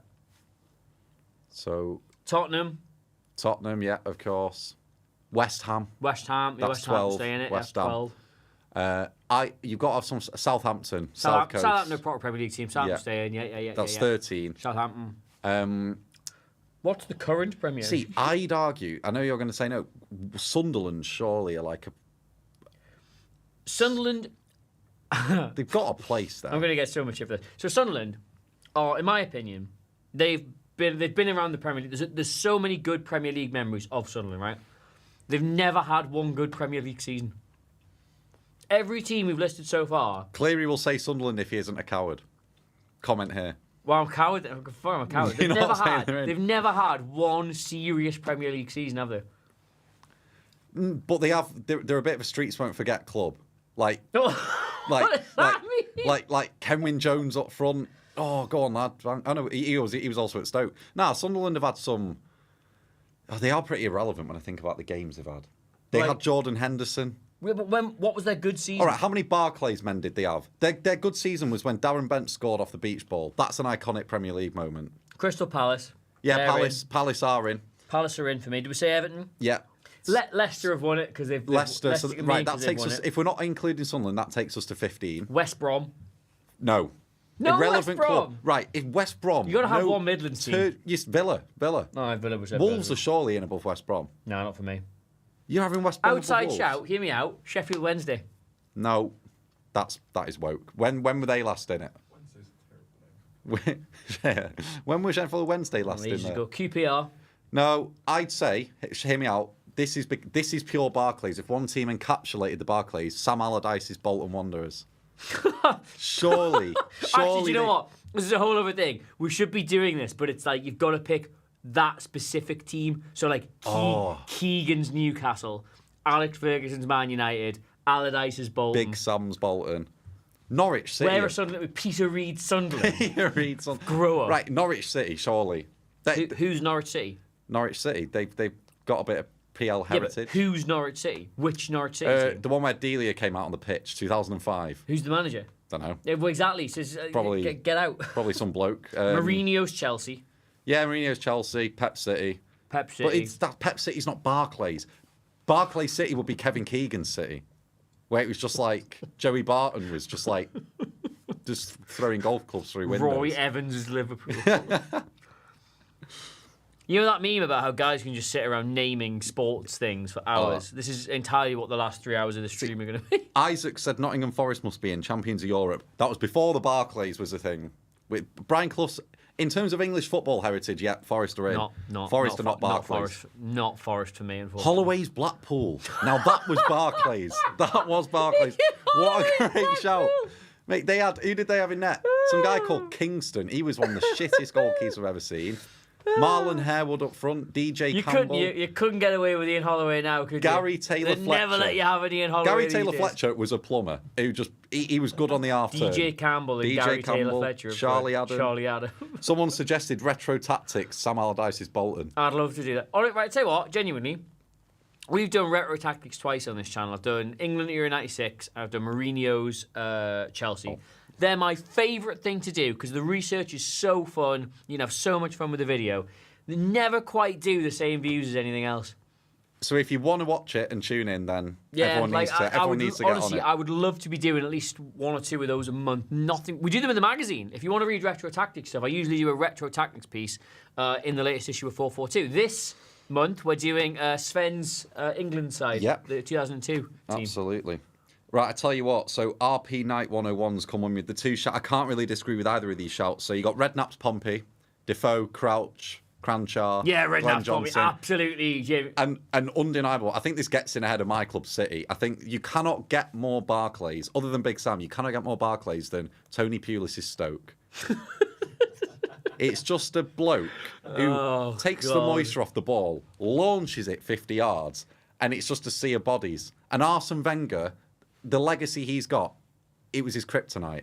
That was the tipping point for Wenger, wasn't it? Yeah, it actually was. There was something beautiful about that. A rugby team just dismantling Wenger's Arsenal. We should probably get back to doing some actual content at some point, but have you seen this stuff? Everyone's loving this. This is great. They're asking Tony Pulis, when did you find out about Rory Delap's throw? Have you seen the story? No. So they had to kill time in training. And he was like, just get them doing some kind of stupid games or something. So one of the coaches was like, who can do the furthest throw in? And then apparently about an hour later, there's a knock on the door as this coach comes in and he goes, Gaffer, have you seen Rory's throw? He's like, what? He's like, we're doing a throw-in competition. Have you seen Rory throw a ball? And he goes, no. He goes, you better come have a look at this. And literally changed the face of Stoke City forever. And the Premier League. Fucking it's like, I think there's a compilation on YouTube with over 1 million views of all Rory Delap's throwing assists for Stoke. It is beautiful. It's just absolutely beautiful. I'm busting my arse trying to do in-depth tactics for like a third or a quarter of those views. And Rory Delap's throw compilation gets 1 million. It is a tactic, though. It's a tactic. It's a beautiful one at that. Give the people what they want. Yeah, Roberto Martinez's Wigan, good shout. Yeah, that's not a bad shout. And 𝗕𝗏𝗧𝗏𝗧𝗏, Streets Won't Forget. Stop saying Streets Won't Forget. Rod Aega, gunman. Right, I think we named more than 20 teams there. Oh, yeah, that was fine. That was really good. Right, so should we go on a little Bomber? We should clip that. Yeah, let's get back on Bomber Watch. Bomber Watch. Someone just said, fucking hate Pulis' Stoke. Is that A. Wenger in the chat? Je detest. Oh, right. That's an interesting fact. Just Rory Delap did javelin when he was young. Unless some nutter has just made that up for the sake of it. He did. That's quite cool. Yeah, Wigan won the FA Cup, got relegated. How many Jotas are there now? They're everywhere, aren't they? Another one's gone to Rennes. Fabrizio. Another one's gone to Rennes. We've been here since 2 o'clock. We are going insane. Leave her alone. Joe Kinnear's Newcastle. That's actually violence that you said that to me. Do you think I didn't suffer enough during that? Dear God. Reece Nelson. Thanks for the Bournemouth goal, but it's time to go. Wait, Jota's gone from Rennes to Al Ittihad. So he's gone. I swear he's already played for them. Hang on, what the? I can't keep up with the Jota situation. Jota to mate, I'm so tight. It's the Red Bull. Jota to Rennes from. He's gone to Salzburg. If you two got that joke, you'd have thought it was great. Right. Do you want to go? Do you want to go? Nothing's happening. guys in the chat, do you want Johnny and Ali to do 5 minutes? We don't know football. Well, yeah, but you don't need to at the minute. We're not even talking about it. No, you Talk keep- about aliens. You keep going on about sailboats with fans at the back. We're not doing that You again. could do that. No, we could. There's nothing stopping you doing that. Oh, God. Are we going back to serious football discussion? or Yeah, can let's we try just- and do some actual football discussion. Okay. I was liking the Barclays stuff. I sent you some transfers, Yeah, I saw them. but they're just not. Nadim Barjami from Sassuolo is going to Rangers. There we land. Oh, my God. Now, here's the quiz question. Go on. Of those 8 words, how many of them did I make up? None. None. Oh. Which one of the Adams falls asleep first? Well, it won't be me because I've just consumed this, which is usually against what I do, but I've been here for that long, so my heart's like that. Oh, right, okay. Anyone who remembers Benjani? That is the most Who the most remembers? Peter Kay. Who remembers? I do remember Benjani. He scored at the Stretford end and then went and pointed to all the United fans. What a boy. That's funny. Is Man City defensive department good enough considering the truckloads of games this season? Yes, City have got a phenomenal defence. I could not tell you. Go off. Genuinely, go off here. I mean, like, there's the only defender I really think that has a glaring weakness now in City's ranks is probably Kyle Walker. I think he's allowed that lapse in concentration to fall back into his game. Would you agree? That's one way of wording it. There's something I've noticed that he's been doing more recently. He did it in the Euros final when Nico Williams scored the first goal for Spain. He likes to do this thing now where he still thinks he's really quick, which he is, but he thinks he's that quick that he does this, like, I did cover it in one video I did. It's all the England players ranked at the Euros. He does like a horseshoe-shaped run. So say he's at the back post. Yeah, he does that. Yeah, I did see Say this. he's at the back post and there's a left winger behind him making a back post run. He will not go to that winger. He'll run towards the goal and then back out, so he's like facing the winger. But by the time the ball's reached the winger, he can have a first-time shot on goal. And there's been so many times. Kyle Walker also did it against Real Madrid at home in the Champions League last season when it was 1-1, when Rodrigo scored. Did the exact same thing, like a horseshoe-shaped run. It makes no sense. It plays the guy on the back post onside, and it gets nothing done. And also he's the worst player on the ball in City's back line. So that's my rant over with Kyle Walker. How good is Rico Lewis, though? Bloody hell. I like Rico Lewis. I respectfully have a tonk on for him as a footballer. Respectfully. He is very, He's a very good. exciting, very unique profile of footballer. Yes. Very, very interesting player. Can play a multitude of positions. He got back straight back in the England squad, didn't he? Oh, is he back in? Yeah. Bomber. That's the real bomber today. He got back in the England squad. Yeah, rightly so. Yeah, and then the rest of them are good. I mean, we've seen it. How many goals did City concede last season? Probably second least to Arsenal. Let's have a look. Yeah, I tell you what might be fun. So when I used to do live streams all the time, right at the start, I'd be like, just type in, everybody right now, what city you're from. And I'll just try and read them out as quick as I can. But we're not going to do that, right? Just that person saying, who remembers Benjani? Can everybody watching in the chat, everybody, right, I'll give you a second to ready yourself. You just type in the name of a random footballer, the more random you can think of, the better. Like Benjani's the bar. What a shout Benjani is, but just not Benjani. Any random footballer, just to prove the adage that guys can just sit around And just have the best naming time. random footballers and having the best time. So go now, stop picking as many random footballers as you can. I'll try and read them all out as they're coming in. And I'll get the ball rolling. Cameron Borthwick-Jackson. guys, any random footballer? Pele. West Ham United's Pele. That's that. Do you For follow, £1 million, name a footballer. do you follow him? Matt Derbyshire. Go on. Random one. Do you follow Joe Stevenson on Twitter? Major Charles Innocent. Yes. Yeah. Do you know that Byfield award he Steve does? Where it's Guppy. like the Paul Scholes. Paul Scholes, Mario Stanic, Hatton Ben Arthur, yeah. Ron Vlaar, Ron Vlaar. Bruno Cheroux, Mark McKenzie, Oscar Ray Parler, Derbyshire. Johan Kabali, Eric Jemba, Nicolo Zigic, Cameron Jerome. Paul Kaczewski, Jota, Charlie Adam, Kazenga Luhalawa, Yassi Jacuzzi, Jason Emmanuel Abue, Malasia, Titus Bramble, fucking hell, Lennon Zigic, Jeremy Ersfield, Andrew Abbott Voronin. Derbyshire, Salah Jemba, Toko Akambi, Yakubu Beasley, Son, Muzzy is it? Mario Melchior, Cameron Jerome, 𝗕𝗫𝗬𝗧𝗥𝗔, Oliver Kuka, Bruce Grobbelaar, Julian Faubert, Ethan Pinnock, Solano, Hugo Viana, Phil Babs, Sullivan Clue, Lewis Garcia, Bevic. I can't Oh, he's brilliant.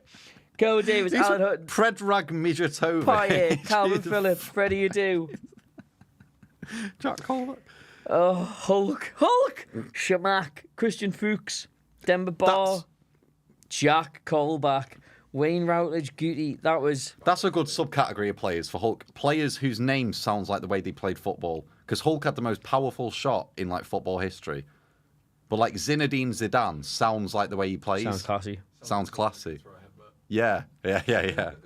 Like Didier Drogba sounds like the kind of striker he was. Tony Yeboah. Adam Cleary, someone that's been watching the London Mags. Wow, Colin Kazim-Richards. Colin Kazim-Richards. Oh my God. Marco No one's Boogers. put The chat rate just went through the roof, by the way. The stat. Is that good? Is that a good thing?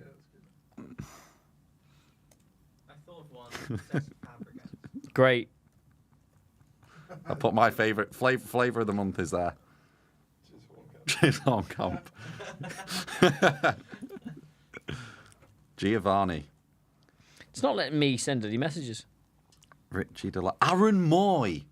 Aaron Moy! Aaron Oh, that's Moy. the best one. That's the best one, Aaron Moy. Jesus, He was quite a good player. what a deep pull that is. He's quite a good player. With Brighton, the Australian guy. Huddersfield. And he might have played for Brighton too. He definitely played for Huddersfield. He was a City football group signing. Shit the bed. For Brixton Aaron Rovers. Moy. Ali Reza Jahanbakhsh scored an overhead kick for Brighton Oh, against Chelsea. God bless Jack Williams. Roberto Solano. Oh, that's so close. That's so close. You tried. Nigel Rio Benton. Coker.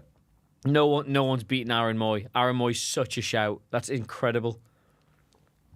Aaron Moy. Felipe Luis. Part of that. Nigel Rio. I was at Wembley Stadium for the wrestling at the weekend, and I was sat next to some random who was talking about like all the things they knew about Wembley Stadium. I was like, you don't know as much about Wembley Stadium as I do, pal. Do you know who scored the first goal at the new Wembley? John Terry. Nope.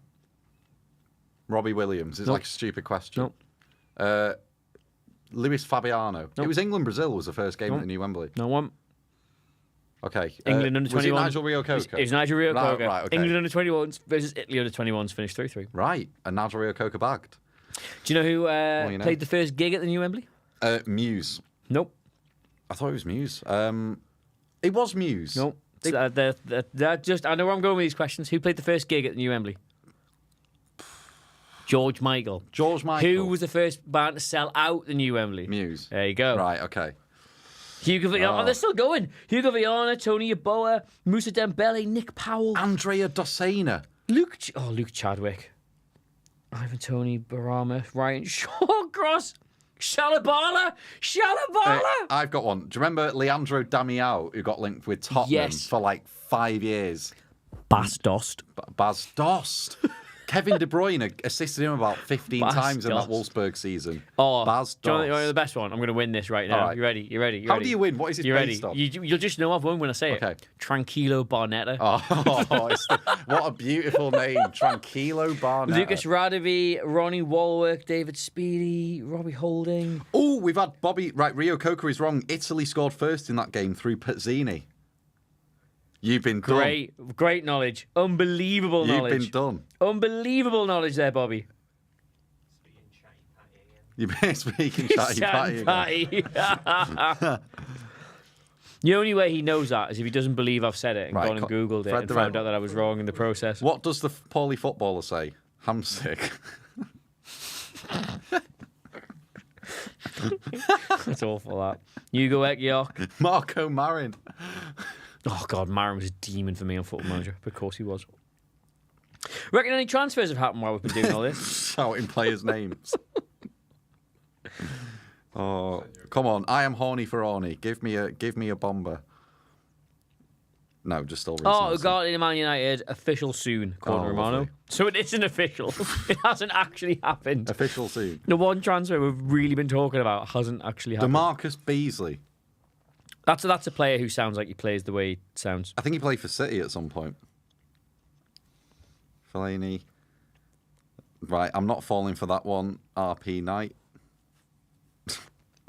Arse Bandits. I was surprised you haven't been got more Yeah. the way you're reading chat.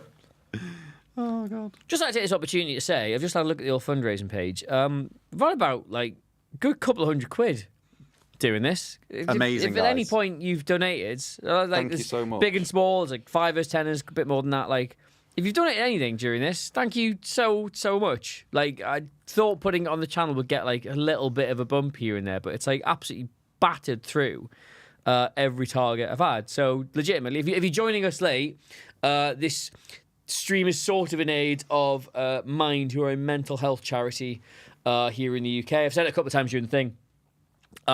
People need mental health support in this country, and there is not available or reliable access to it because funding is tight and demand vastly outstrips supply. So it's up to charities like mine to make up the shortfall, and they are fantastic at doing that. They're a cause very close to my heart, so I'm trying to do the Great North Run for them, as well as this mammoth live stream. 2 marathons, you could say, all in aid of raising money, and any spare pennies. You found something that's really funny, haven't you? So Arse Bandy is a real footballer. Sorry. We'll get back to that. Any donations you can make, big or small, the money does go really, genuinely, amazingly far. Mine do fantastic work. It's a serious matter. The money goes really, really far. So if you do have any in your pocket and you'd like to consider giving it to Mind, I can personally vouch. It really, really is worth it. But if you have already done it, it's Jamie, James, Preston, Broiest Bro, I feel that, Anonymous, friend of the channel, Rich Wolfenden, Paul M, Ryan Twyford, Andy Taylor, Fiona Connor, Sam Harvey, Zach Kerwin. We've had loads during this. Brian Davenport, Mr. Sarek, Anonymous again, Doug Magruder. Great name. Have I been got there? Doug Magruder. Loads of Anons. Cora Dan. Dave Clutterbuck, friend of the channel. Hey. Massively. Thanks a bunch. The link is in the description below. And the QR code is apparently on the screen somewhere. Oh, have Lovely. I? Well, that's what that was for. You can scan that. Oh, my God. Arse Bandit. Arse Bandy, Algerian midfielder from the 70s. Do you reckon anyone told him? ARSBANDEET.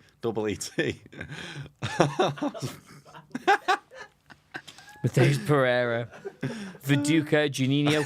Tontonzola Makuko. Tonzo, I don't know that one. Tontonzola Football manager legend.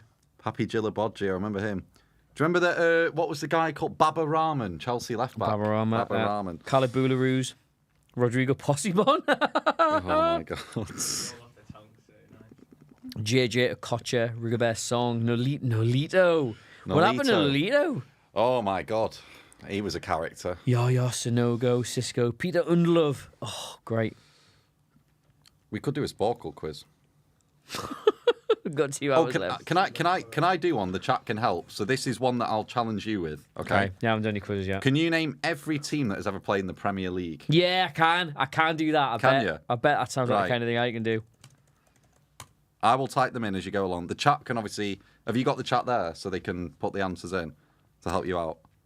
I don't need their help. You all right? You can go for it? Yeah, go for it. Right, we'll go for it. Every Right. team's ever played in the Premier League. There's 51 to get. You've got 8 minutes. There's 51 yes. to get. Yes. Yeah. 51 teams that have played in the Premier League, the Barclays, since 92. 51? 51. Christ almighty. Right. 8 minutes. Your time starts now. Go.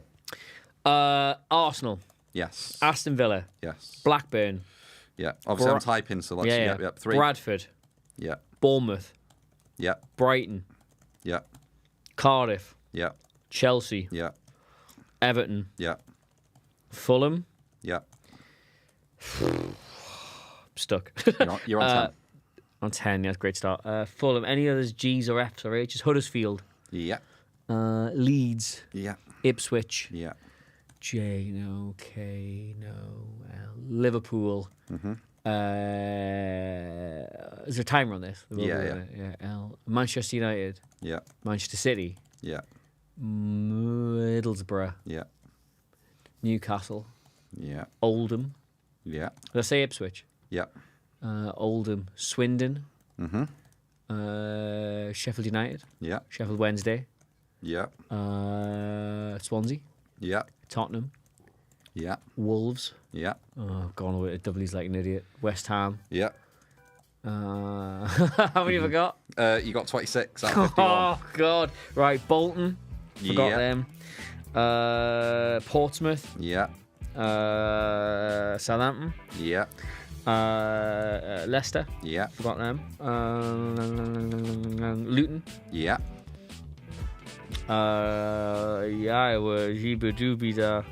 Hull. Yes. Hull. Birmingham. Yeah. I've done all who's the other? Have I got all 4 Birmingham teams? Birmingham, Wolves, Aston Villa, West Brom. Yeah. West Brom, there we go. Watford. Yeah. Oh, God. Wimbledon. Yeah. Wimbledon, they count. I'm trying to think of those early Premier League teams. Oldham, I said Oldham. Mm-hmm. Derby. Yeah. God. Wigan. Yeah. Wigan. I'm trying to think of the ones we said before. Martinez is Wigan. God. How many have I got? 38 out of 51. I still have got 13. 13 to go.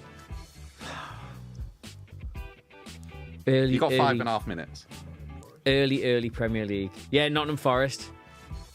Nottingham Forest. Who hate Nottingham? Coventry. Coventry. Cardiff. Swansea. We've done them. Yeah, you've done them. Done You've them. done them. The Welsh teams. Oh, QPR. Yeah, great shout. Oh, who was the London ones? Charlton. Reading. Oh, yes. I'm in the capital. I've got my mind palace now. QPR, Crystal Palace, Reading, Charlton. What else is in London? Must be another London team. I'm forgetting. There's fucking millions of them. Did you say Crystal Palace? Yeah, Crystal Palace. Yeah. 7 to go. Have I said Sunderland? Nope. No, I forgot Sunderland. Right, Sunderland, yeah. Okay, I think from my calculations, you got 1 team from London left. Chelsea, West Ham, Arsenal, Tottenham, Reading, Crystal Palace, Charlton. What team is there? Wimbledon. They're in it now. They're in it now? Shit, that's really bad. Crystal Palace. Is that? It must be obvious. It must be really obvious. Yeah. Did they just come up? No. Recent. Who came up? Leicester came up. Southampton came up. We spoke about them today. God, talk about fucking everyone today. Everyone I said. Chelsea, Fulham, West Ham. I've said them all, haven't I? No. Who haven't I said? I'll give you this one. Brentford. Oh, Brentford, of course, yeah. Right, you got 5 to go. So there's 2 that have played 1 season in the Premier League that you not got. Barnsley. Yes. And another one. And then 2 with... I can show you the table. You got 2 with 10 and 1 that's had 9 seasons in the Premier. Fucking hell, okay. And 1 with 1. Oh, I'm only 4 off. Yeah, you're 4 off. Wait, all right, so 2, 1, what's... There's only 3 this... Oh, 3, so 2 10s and 1 9. Mm-hmm. Oh, God. I should have got Brentford. Huh? Oxford, no, sirree. Oh, my God. Right, let's just list the teams in the Championship at the minute. Actually, who's all the way down? Sheffield United went down. Portsmouth, I've said. I know all of them. I know all of them. I can give you them geographically if you want like the Yeah, regions. go on. Okay, so there's 2 that are in the northwest of England. Northwest of England. And then you've got one that's like sort of Blackpool. Yeah, that's the 1 season. Blackpool. Right, so there's 1 in the northwest now, and then you've got one that's like North Midlands, and then the other one is south. The northwest is North Midlands. Yeah, all right, yeah. 2 then in the northwest if you want to go off that, and then the other one that you've got is southeast. Norwich. Yeah, Derby. Norwich is there, and then Derby you've already put. You got 2.5 minutes to get the other 2. They're both in the northwest. Oh, I think 49 is pretty good. I think.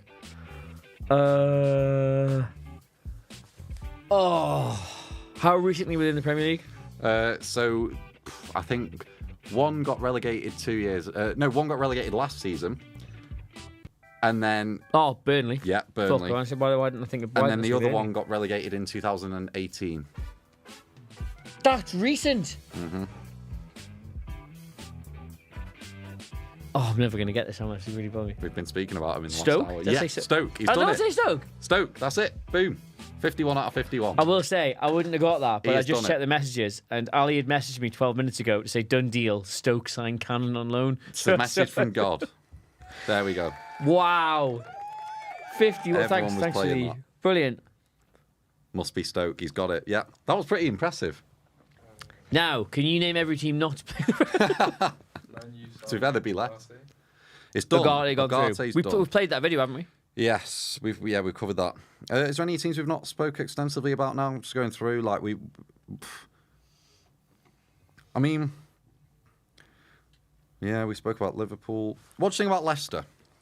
Because people were talking about, like, Adebayo maybe going to them. Like, Leicester fans want that. What do I think about Leicester? Yeah, about, like, Steve Cooper, like... Oh, I the think signings, being that good as a structural what's the word I want? Like that good of a system team, that much of a system team under the machinations of such a system manager, and then losing that system manager at the start of the season. Yeah. Anything they can do to stay up is worth doing. Yeah. Completely changing your style, completely changing your ethos. It does not matter. Like, you are not here to prove a point about anything. You are just here Find a to way. like scrap. Yeah. And so far, they got a point. Yeah, thoroughly deserved a point against Tottenham. I haven't seen their second game yet, but from what I 2-1 gather, to they Fulham. weren't just rolling over and getting their belly tickled. Yeah. I would. Well, 𝗬𝗏 scored against Fulham, but he's Well, on the worst. is the new 𝗘𝗫𝗧𝗏. He is. Silly hair, crap first season, spends a year in the Championship, gets hard as fuck, comes back, dominates the Premier League. 𝗘𝗫𝗧𝗏 It's regen. the 𝗘𝗫𝗏𝗏. The Barclays is back, I'm telling you. These men are coming back, and they are, being You know what, that regenerated. leather jacket and that hair, the way you're going about the Barclays, you're turning into that Alex Turner-Brit Award speech. Oh, that Barclays, old that Barclays, It never goes Never away. goes away. Righty-ho. Any transfers? No. Any transfers? We did play the Ugarte video, didn't we? The Man United one. Yeah, we did, yeah. That was stupid of us, given that they just announced it. Yeah, let's see the announcement Oh, video. James Ward-Prowse to Nottingham Forest. Remember that from Yeah. 8 hours ago? Feels like yesterday. He's having his medical now. Oskar Eriksson. Who's it? Okay, there's been a signing. Jadon 𝗘𝗫𝗧𝗏 has signed for Brentford from No. Southampton. No. He looks delighted. Okay, great. Not even done an announcement video. for him. Okay, I'll get right on that one. Tammy Abraham from AS Roma to AC Milan on loan. All of these I've sent them. Yeah, but I've got to react to him saying it on camera. Yeah, true. Just It's for them. smile. Tammy Abraham to AC Milan. Tammy Abraham going to AC Milan feels like a big deal because that's not a small club, It's not. and he's an England international, and that should attract attention. And he's got his friend Tomori there. That should be more impressive than Ivan Toney playing for Brentford. Yeah. And yet, we don't think like that in this country. I don't think Abraham was ever a bad striker. When you go out of sight, you go out of mind. Nadim Badrami. This is just. Is this the worst deadline day ever? Has there been It's at one of least them, yeah. active? Like, it is. There's nothing. Like, imagine the Mesut Ozil thing was happening now or something. Well, you still got time. Yeah. Unbelievable comment here. 442 zone Matthew Ketchell. Can we have the JW code for the Ugarte video, please? I'm slightly busy at the moment. Like, I'll see if I can do that. Oh, okay. Which one? The The Ugarte one. United teasing. Honestly, if that man could pop up in my nightmares and ask for a JW code, you would do it, Ketch. You would do it. Sleep paralysis, Steve. like the demons all coming through the walls. Yeah, but can you upload the JW code, please? Players that Right. still need a move. Sorry, chat. If the stream goes weird, I've got to upload a video for a code. I think we'll be all right. It's not on JW Someone yet. said Chilwell, That's my Chukwuemeka. fault. That makes sense. McAtee, I think, is staying at City. It's not on, yeah. I think James McAtee, from what I've been told, is being offered a new deal. So I think Pep actually has him in his plans somewhat, which is surprising to me. But there we go.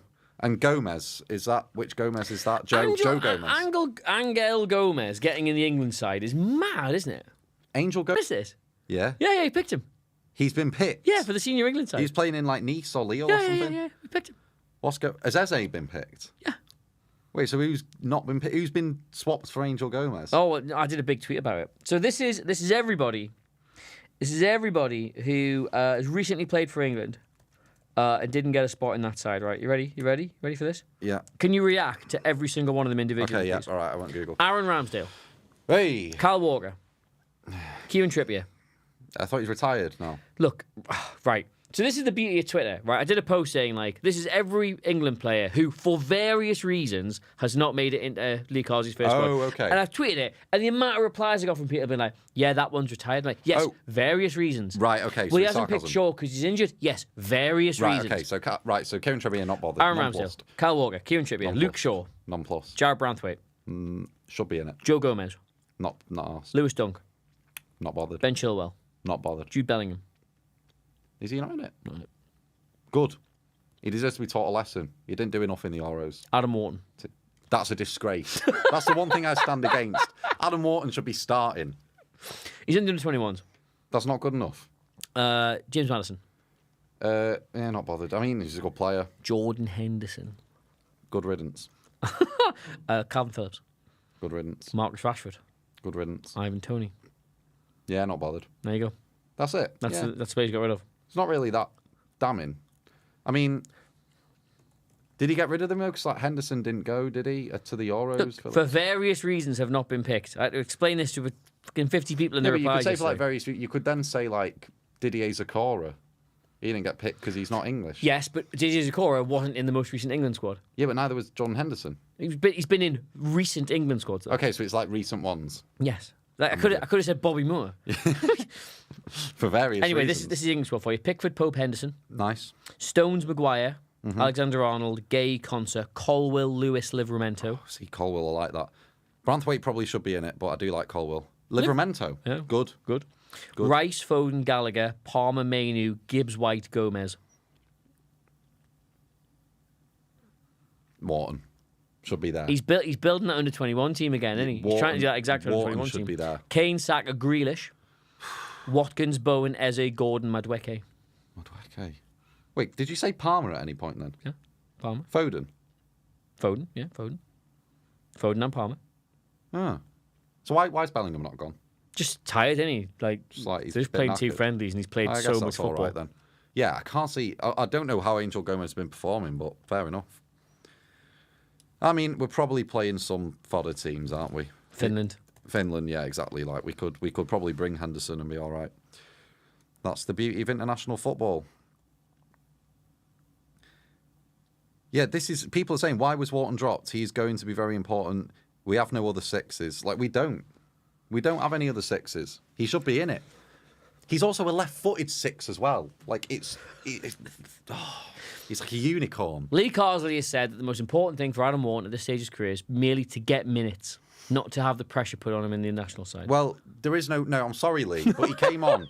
He came on against Iceland and completed 36 out of 36 passes. I'm He was sorry, popping it about, unfazed.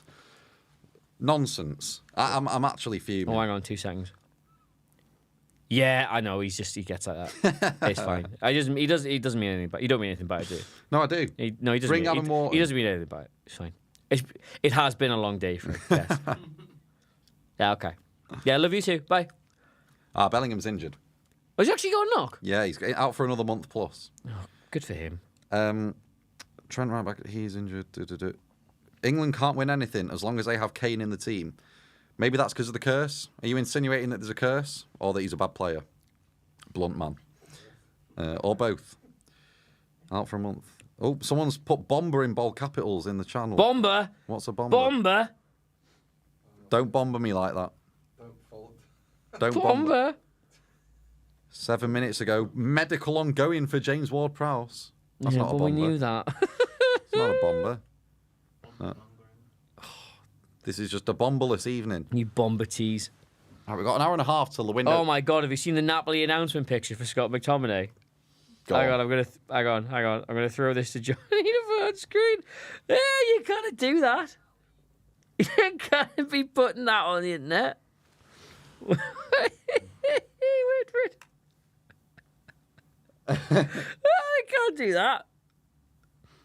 That's very Braveheart. That's the gag. You've spoiled it now. Oh, well. Do you want to get that on Creative. screen? I want to make fun of that for a second. Oh, moved across a bit too much. Wharton is better than Mainu. I agree, Noah Holland. I actually agree. I think Mainu's phenomenal. We have to stop this. We have to stop this But pattern. Adam Wharton popped Yeah, up. it's not better than Kobbie Mainoo. Yeah, because he is. no, they're very different players. Yeah, but then but like... Adam yeah, but you Wharton. can compare... Correct. That is the thing they've done for. Am I now... Wait, is Scott McTominay now just covering Adam? Yeah. So I'm arguing about Adam Wharton to Scott McTominay, Braveheart face paint. Yeah, Listen, Scott. I don't think you can do that. I don't think you can Braveheart up your Scottish signing. I think that's It's a bit deeply bad. Culturally appropriate. I think that's what it is. Oh, that bomber was a dud. Oh, not another dud bomber. Dud bomber. Opinion: David Beckham is a better free kick taker compared to James Ward-Prowse. Oh, I'd agree. Well, he scored. No, I think that can go. I think we're done with that now. Who would you drop to play Wharton? Rice? No, I'd drop Kobbie Mainoo personally. Anyway, my point is. Sorry. Point is, Adam Wharton's an unbelievable footballer, but he doesn't do what Kobbie Mainoo does. And Kobbie Mainoo's a great footballer, but he couldn't dream of doing what Adam Wharton does. Yeah. So what's most important for England? Facilitating Rice and letting him do what he wants to do. Oh, in England have midfield? never ever had an Adam Wharton. Exactly. England have never had an Adam Wharton, but they'd be better off having an Adam Wharton and a Kobbie Mainoo. Yeah. Oh, right. Well, We're gonna stop mean, this, guys. yeah, Just playing people it's- off against each other. Wharton's about 6 and Mainoo an 8. Yeah, I'd agree. Yeah, with that. Mainoo's not a Mainoo 6. is an 8. Yeah, he's not. So like, you can't get away with just playing Rice and Mainoo. And then thinking it's all going to be plain sailing. I don't want to play Rice anymore. Really? He's- Right, that's a bomber. That's a bigger bomb than anything. You know that tonight. bit in Toy Story where he drives like, I don't want to play with He you dropped anymore. him. Go on. Declan Rice was fun when he was Adam Wharton and Kobbie Mainoo. Now he's like older and he's like, we know what he is. I don't want to play with him anymore. So you want Wharton and Mainoo? Yeah, I want. That's I revolutionary. want the Wharton Mainoo pivot. But do you know why I want that? Because I've never seen it before, Yeah. and it's never let me down. It's like it's like an never oasis hit in me. the desert. It's tantalising. I've said it a million times. Nothing is better for your reputation playing for England than not playing for England. Yeah, Rice has to play. Rice has to agreed. play. No, he Rice, doesn't. person above, agreed Rice out. No one has to play. For me, Rice should be a centre-back. Oh, I don't mind that idea. Well, not the bits about stream entirely about Football Manager. Declan Rice was a centre back for me, Yeah. and he moaned about it the whole time. And he also was when he started his career at West Ham. Yeah. He was a centre-back. I asked him about this personally when I interviewed him. I was like, you You were a played. I centre-back. literally said you played centre back for me on Football Manager. Yeah. And you sort of came through that way. Could you do that? And he was like, nah. I want to. If anything, I want to be playing further forward. He says he doesn't ever see himself Free playing my man. centre back again. Adam Wharton will allow that. All in good time. Oh my God, Sterling no Arsenal's happening. Is it? According to Romano. Bomber. Final stages. Come on. Not a bomber, but little sound timer. Pending bomber. Oh my God. How many times? Do all the big ones and we have like 10 minutes left of that time. Yeah. That's fine. It's all going to happen. Wait, so what's happening with Osimhen then? Now, by the looks of it. Yeah, like Chelsea got an hour and a half to somehow sign Victor Osimhen. Why have they not done Anything's possible.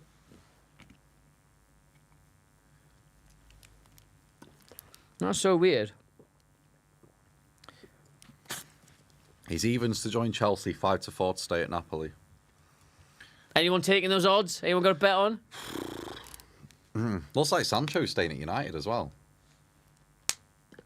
Yes. Sancho, Osimhen and Sterling all have to move in the next hour and a half. And Chilwell looks like he's staying at Chelsea, but just not being included in the team.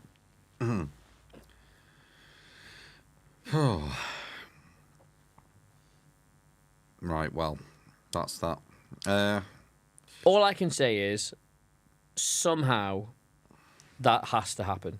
All of it, right? Surely. Yeah.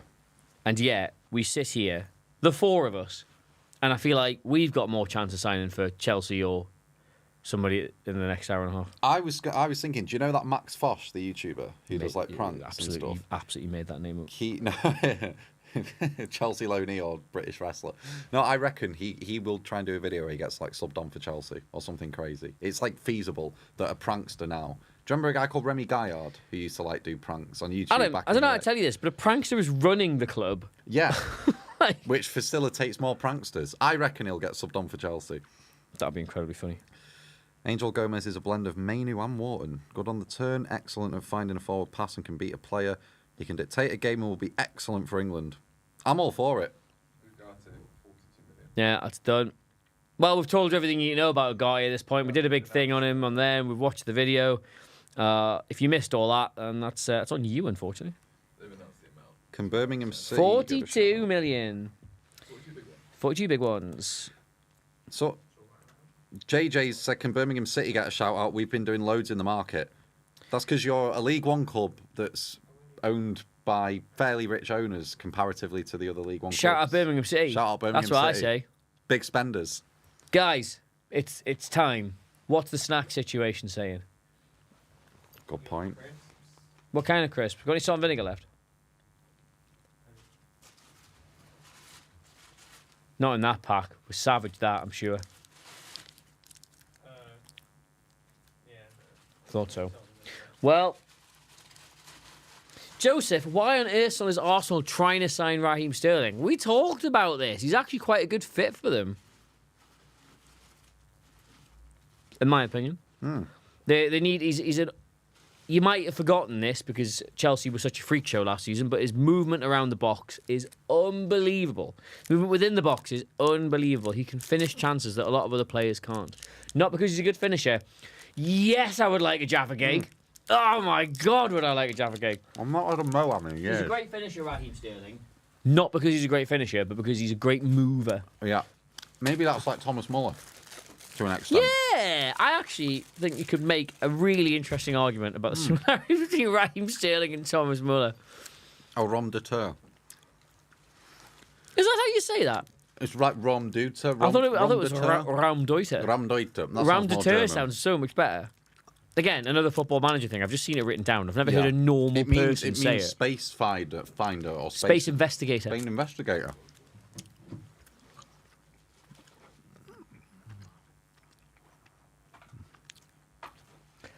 Have you got the Sterling Ooh. video ready? The Arsenal fans will eat that up after looking at the I headlines like on that from Twitter. James. We could potentially clip it out of this and just upload it. And just, yeah. But that would be not very good, and there's no graphical overlays for it. Michael could work his magic. Not on Saturday, he couldn't. James has said Amanda Staveley would have got the Guehi deal done. I don't disagree. She was no nonsense. Nah, Mandy got stuff done, man. Mandy got stuff done. So, oh God, I can't believe Newcastle aren't going to sign anybody. There was 40 minutes. There was 20 minutes where you thought you were getting Anthony Elanga today. I think we could rewind the tape and see that, in fact, for those 20 minutes, I never thought we were signing Anthony Elanga. There was 20 minutes where people were telling me we were signing Anthony Elanga. What do I do with this gum? Someone said, Adams, can you please keep talking about where you think England should go from here? I love hearing you guys talk about it. Go on, then. Where do England go from here? Well, they get rid of Lee Carsley. Mine. Shut up. They bring Adam Wharton back in. Shut up. We get... maybe it's just I've watched the Sven doc, but I want a foreign coach in who's a bit of a character. We haven't had a shagger England manager in a long time. Yeah, like Southgate was not a shagger. Roy Hodgson maybe used to be, but can't be a shagger now. Allardyce wasn't.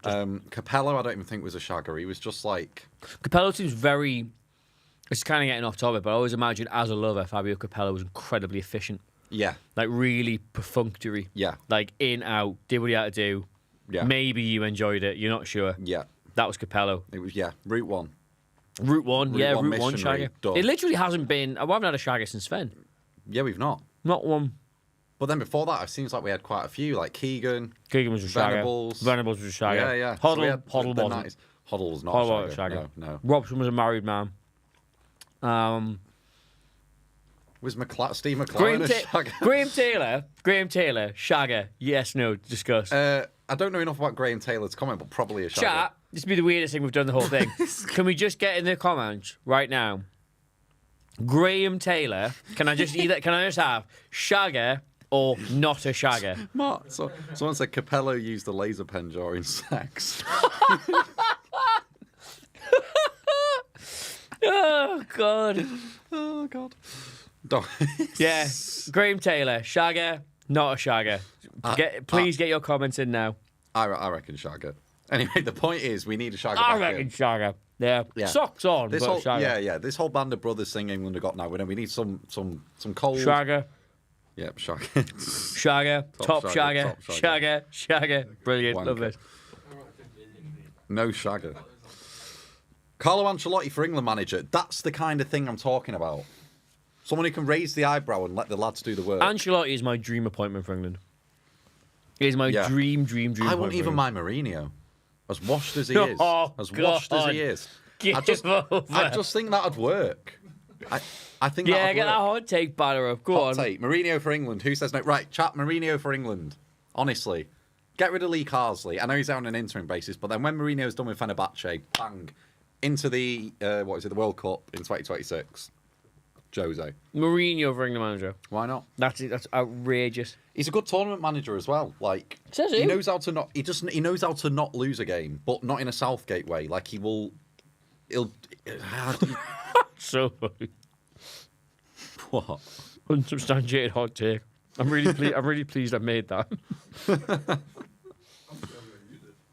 I second Mourinho. Thank you, Ryan. Big Sam back 100% win rate. Yeah. As a Scotland fan, Ketch 100% says yes. Ketch says yes to Mourinho. Mourinho will be box office. Raise the eyebrow. Well done, Sir Monk. Yeah. Thank you. Jose would be so much fun. He would. I'm a fun. He wouldn't let Wharton anywhere near that side. That might be true. Didn't think about that. Conor Gallagher. Yeah. Go get Klopp. I've heard he's free. I mean, in an ideal world. I would love, actually, it'd be a really interesting article to do, possibly for 442.com. What would certain mad managerial shout England teams look like? What would Mourinho's England look like? Mourinho's England would be Tony up front. Be big. Be Tony. Tall. You think about who signed at United, it was Lukaku, Pogba, Matic, Zlatan. It would be big. It would be Tony up top.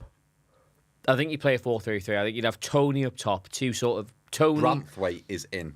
Branthwaite's in. 6'5". Tony, Palmer.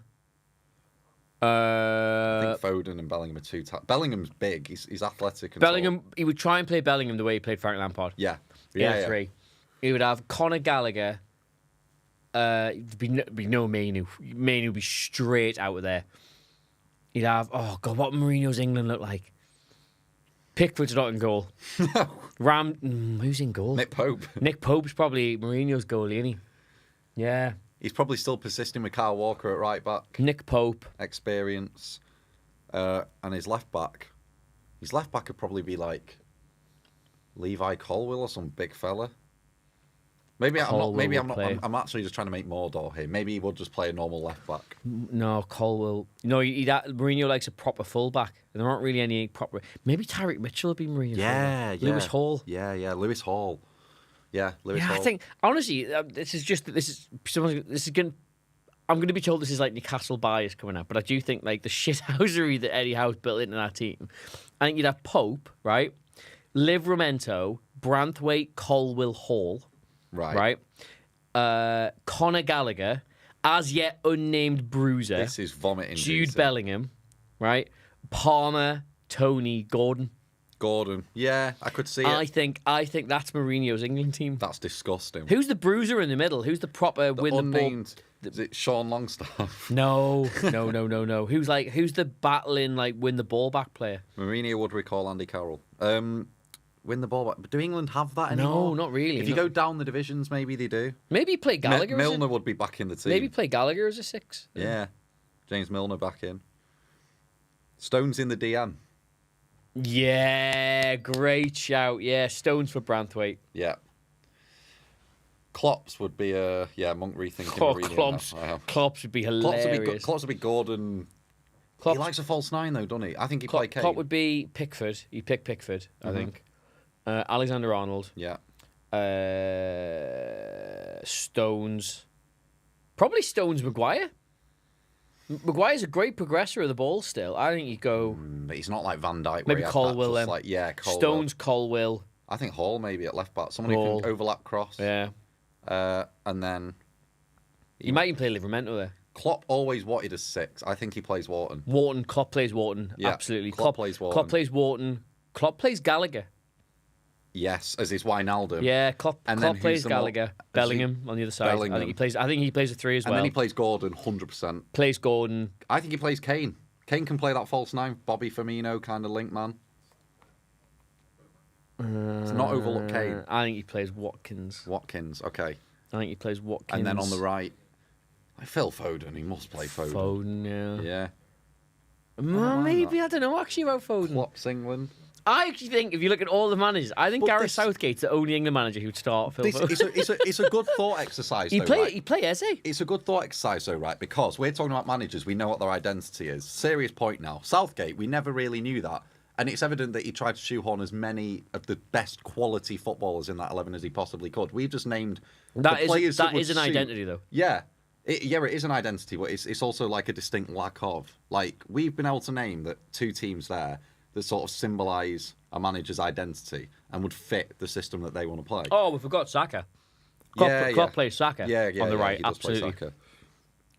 Klopp would 100% play Mainu, maybe. Oh, Jadon Sancho at Chelsea. Done. Bomber. Exclusive. Ornstein Bomber. Ornstein. Ornstein Bomber. I'll get my bomber glasses on. Ornstein Bomber. Exclusive. Chelsea on verge of agreement with Manchester United to sign Jadon Sancho. Season-long loan with obligation. Ooh. So he's going. Ooh. That means Personal- Raheem to Arsenal, definitely, then. Personal terms in place as all parties work to... I think that's Osimhen out, innit? That's Can I Osimhen. just say, though, have Chelsea already submitted their squad for the season, that and then, Sterling and Joao are out? Or can these fit Sancho in? It doesn't. You haven't got to submit after the window. Oh, okay. So Sancho's in. My God. Finally. Wow, Romano's here we go, it. What, Sancho? Yeah, Jadon Sancho at Chelsea, here we go. Wow. Who does his graphics? Oh, like a load of Portuguese kids in a back room with no window somewhere, I heard. But that's who runs Opta as well. So Opta's just a content farm, I got told. Does Sancho break back into the England team? Yes or no? Oh, he breaks back into the squad. I don't know if he breaks. Yeah, obligation to buy next summer for Chelsea.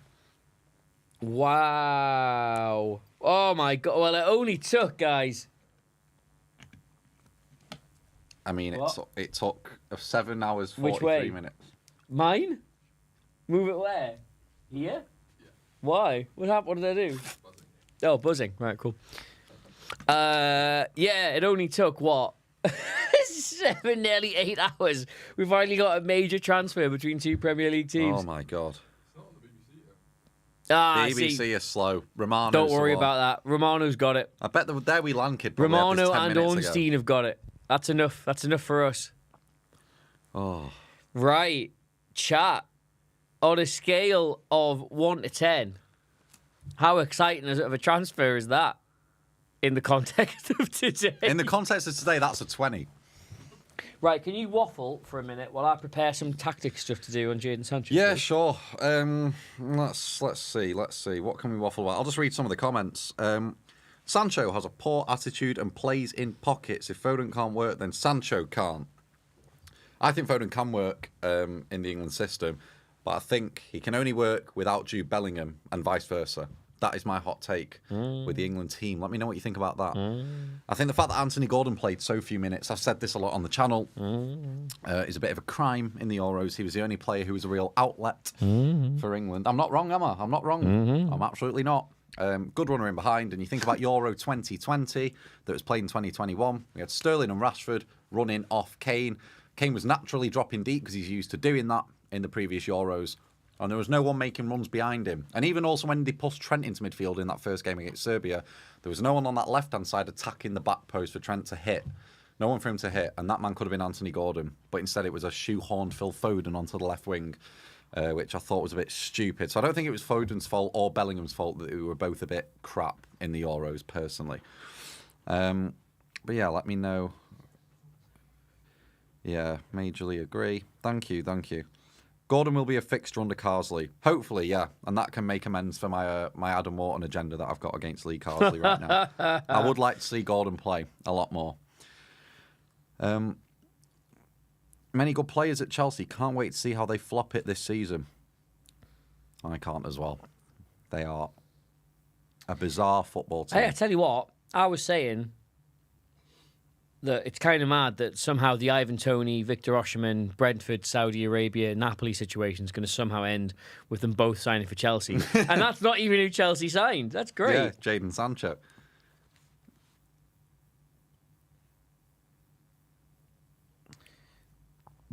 How many minutes did Gordon get in the Euros? Sofo, he got 6. Was it 6? Was it 6 minutes in the Euros? Yeah, 6 minutes, which is a crime, an absolute crime. Gordon needs to pick up his form quickly, though. Thoughts? Pick up his form quickly? In what sense?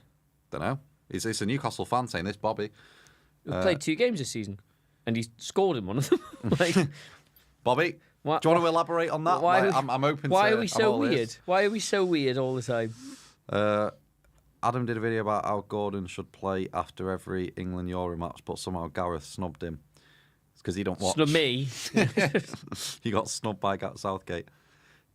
See much of Mikey Moore, looks potentially excellent. Yeah, I've heard a lot of good things about him at Tottenham.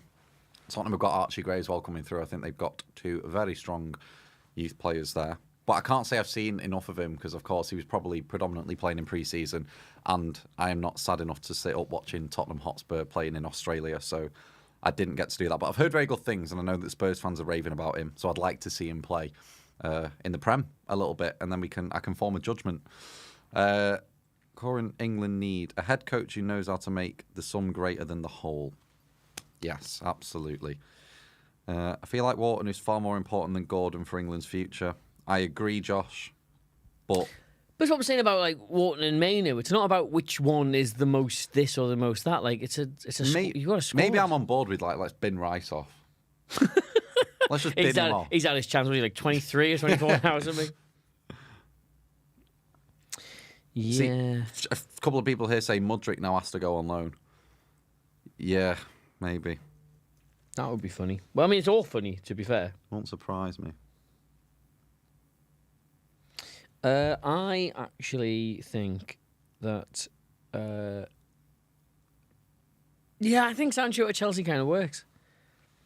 What Mr. T said. Let me have a look. Mr. T. Gordon has been poor so far, to be fair. Was about to be hooked before he scored. It's been 2 games. Was he about to be hooked before he scored? I don't know. Did you not watch the game? I did, but how do you know if he's about to be hooked? Don't know. Maybe Mr. T was there and he was going. Well, look, if that's what was happening, I didn't notice. I was watching it with my friends. Oh, we're not doing Foden saga debates. I will punch a hole through this wall. Yeah, I mean, there's one they've absolutely got to bin off. Oh my god, Phil Foden. If he didn't have that low centre of gravity that Guardiola likes, he'd be playing for Bolton Wanderers, man. Shut up. Fuck. T.E. Don't even. If he didn't have that big arse that Pep Guardiola likes. Right, should I do something on Jadon Sancho then? Can Palmer, Saka and Jude play together? Ooh. See, I think Palmer's a 10 as well. Palmer's, he's taking one of Jude or Saka's place. I just think you put Gordon on the left. Let's try something that we know fits first.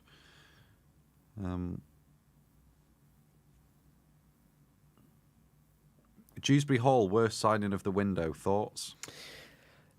You can't really assess signings at this point, can you? It feels very Danny Drinkwater to yeah, me. like, don't get me wrong, he's such a key part of that Maresca team at Leicester that theoretically they should do quite a lot with him, but he's not really looking like he's threatening the first team at the minute. But he's a new signing in a team full of megastars. It might just take him a while to get himself into that 11, and then when he does, I don't know. I truly do not know. Yeah, someone said Dewsbury Hall, I feel like it was unnecessary. I felt like that with every player Chelsea have signed since... Who was the last player Chelsea signed where I thought, yeah, good signing? Do you know, it's probably Romelu Lukaku, and I thought it'd go well. But Yeah, then I think it everybody didn't. thought that was like... It didn't. I thought it was a banker. I was like, he's 30 goals a season, and he really wasn't. Yeah, and then it's all gone very strange over there. Jude is not a 6. No, he is not. Palmer at false 9. Yeah, is that the thing now? Like, should England just drop Kane now and maybe go to like some sort of false 9 system with one of like Jude or Palmer or maybe Foden playing that? Is it time to bin Kane in the England side? I think if Harry Kane had anything about him, he would have retired after this tournament. Yeah. But when I say anything about him, I mean if Harry Kane had ever won anything. Do you know? He's the I would say he's the footballer I've most seen in my life who you can tell when he's playing through injury. Sticks out like a sore thumb.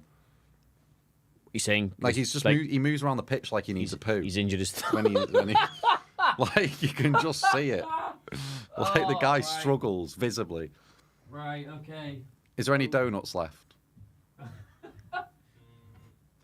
Only that lad in the comments who thinks Gordon's had a bad season. Right. I really should have thought about these and the colours of these more correctly, but here we are. Right. Jadon Sancho. Here's why I think it might be quite good at Chelsea. Obviously, the instinct, as with the Joao Felix transfer, was as if Chelsea need another player. Johnny, do you know that Chelsea play in blue? Is that why you've done that? Great knowledge, mate. Well done. You've learned so much in here today. The instinct is always that Chelsea don't need another footballer. Christ, they've got 87 of them already that they need to get on the books. If you missed it before, we did a quiz with Adam here. We had to name all 32 Chelsea first-team players. Successfully, what did I add? 22 you got, 22. which is, to be fair, a full first-team squad you were able to name. That was their fault they had more. Anyway, Jadon Sancho, they don't need another player. They especially don't need another wide attacker. I mean, let's just go through them off the top of your head here. Jadon Sancho. Raheem Sterling is still currently there. Mikhailo Mudryk, Cole Palmer, Noni Madueke, Christopher Nkunku.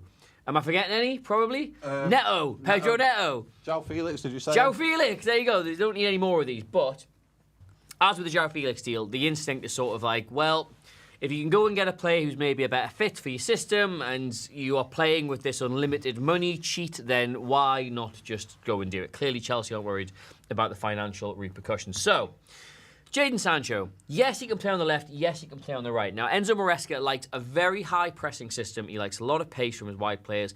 He especially likes them to, I don't really want to say not be a goal threat because they did get a lot of goals from last season in those areas, Leicester, but they're not expected to be wide forwards in the classic sense, let's say, because if they were, that wouldn't really suit Jadon Sancho. He's an excellent dribbler of the ball, but not one with pace. He glides past you. He does not shoot past you. He's sort of, I mentioned this before, for all he keeps saying, oh, Raheem Sterling's not really my kind of player. He's not really the kind of winger I want. Jadon Sancho, kind of similar to that in how he links up with play and how he moves around and how he creates chances through his movement. So maybe that's a slight lie we might have unearthed from Enzo Maresca. But regardless, Sancho does different things. Now, here's why, if you'll humour me, I think this could be a good transfer. Go on. Much like the Sterling to Arsenal situation, I don't see Jadon Sancho going into that 11 and starting. However, I do see him going into that squad and providing something that Chelsea do not currently have. Would you like to guess where I think he should play, left or right? What's that? Should he play on the left or the right? Sorry. Don't know. Like where? Wrong. Secret third answer. I think he should play as a 9. Oh. Oh! Is that because they've not got Osimhen now? That's because they have not, at the time of going to record this, No bomber. bothered to sign Victor Osimhen. But presuming that doesn't happen, they've got Nicholas Jackson up front. That's pretty much where they're going to be for the majority of the season. Now, Nicholas Jackson, we know what he can do, we know what he can't do. He gets into a lot of good goal-scoring positions. He's very good with the ball at his feet. However, he does not finish particularly well. In fact, I would go so far as to say that Chelsea's best finishers are two of their wider players.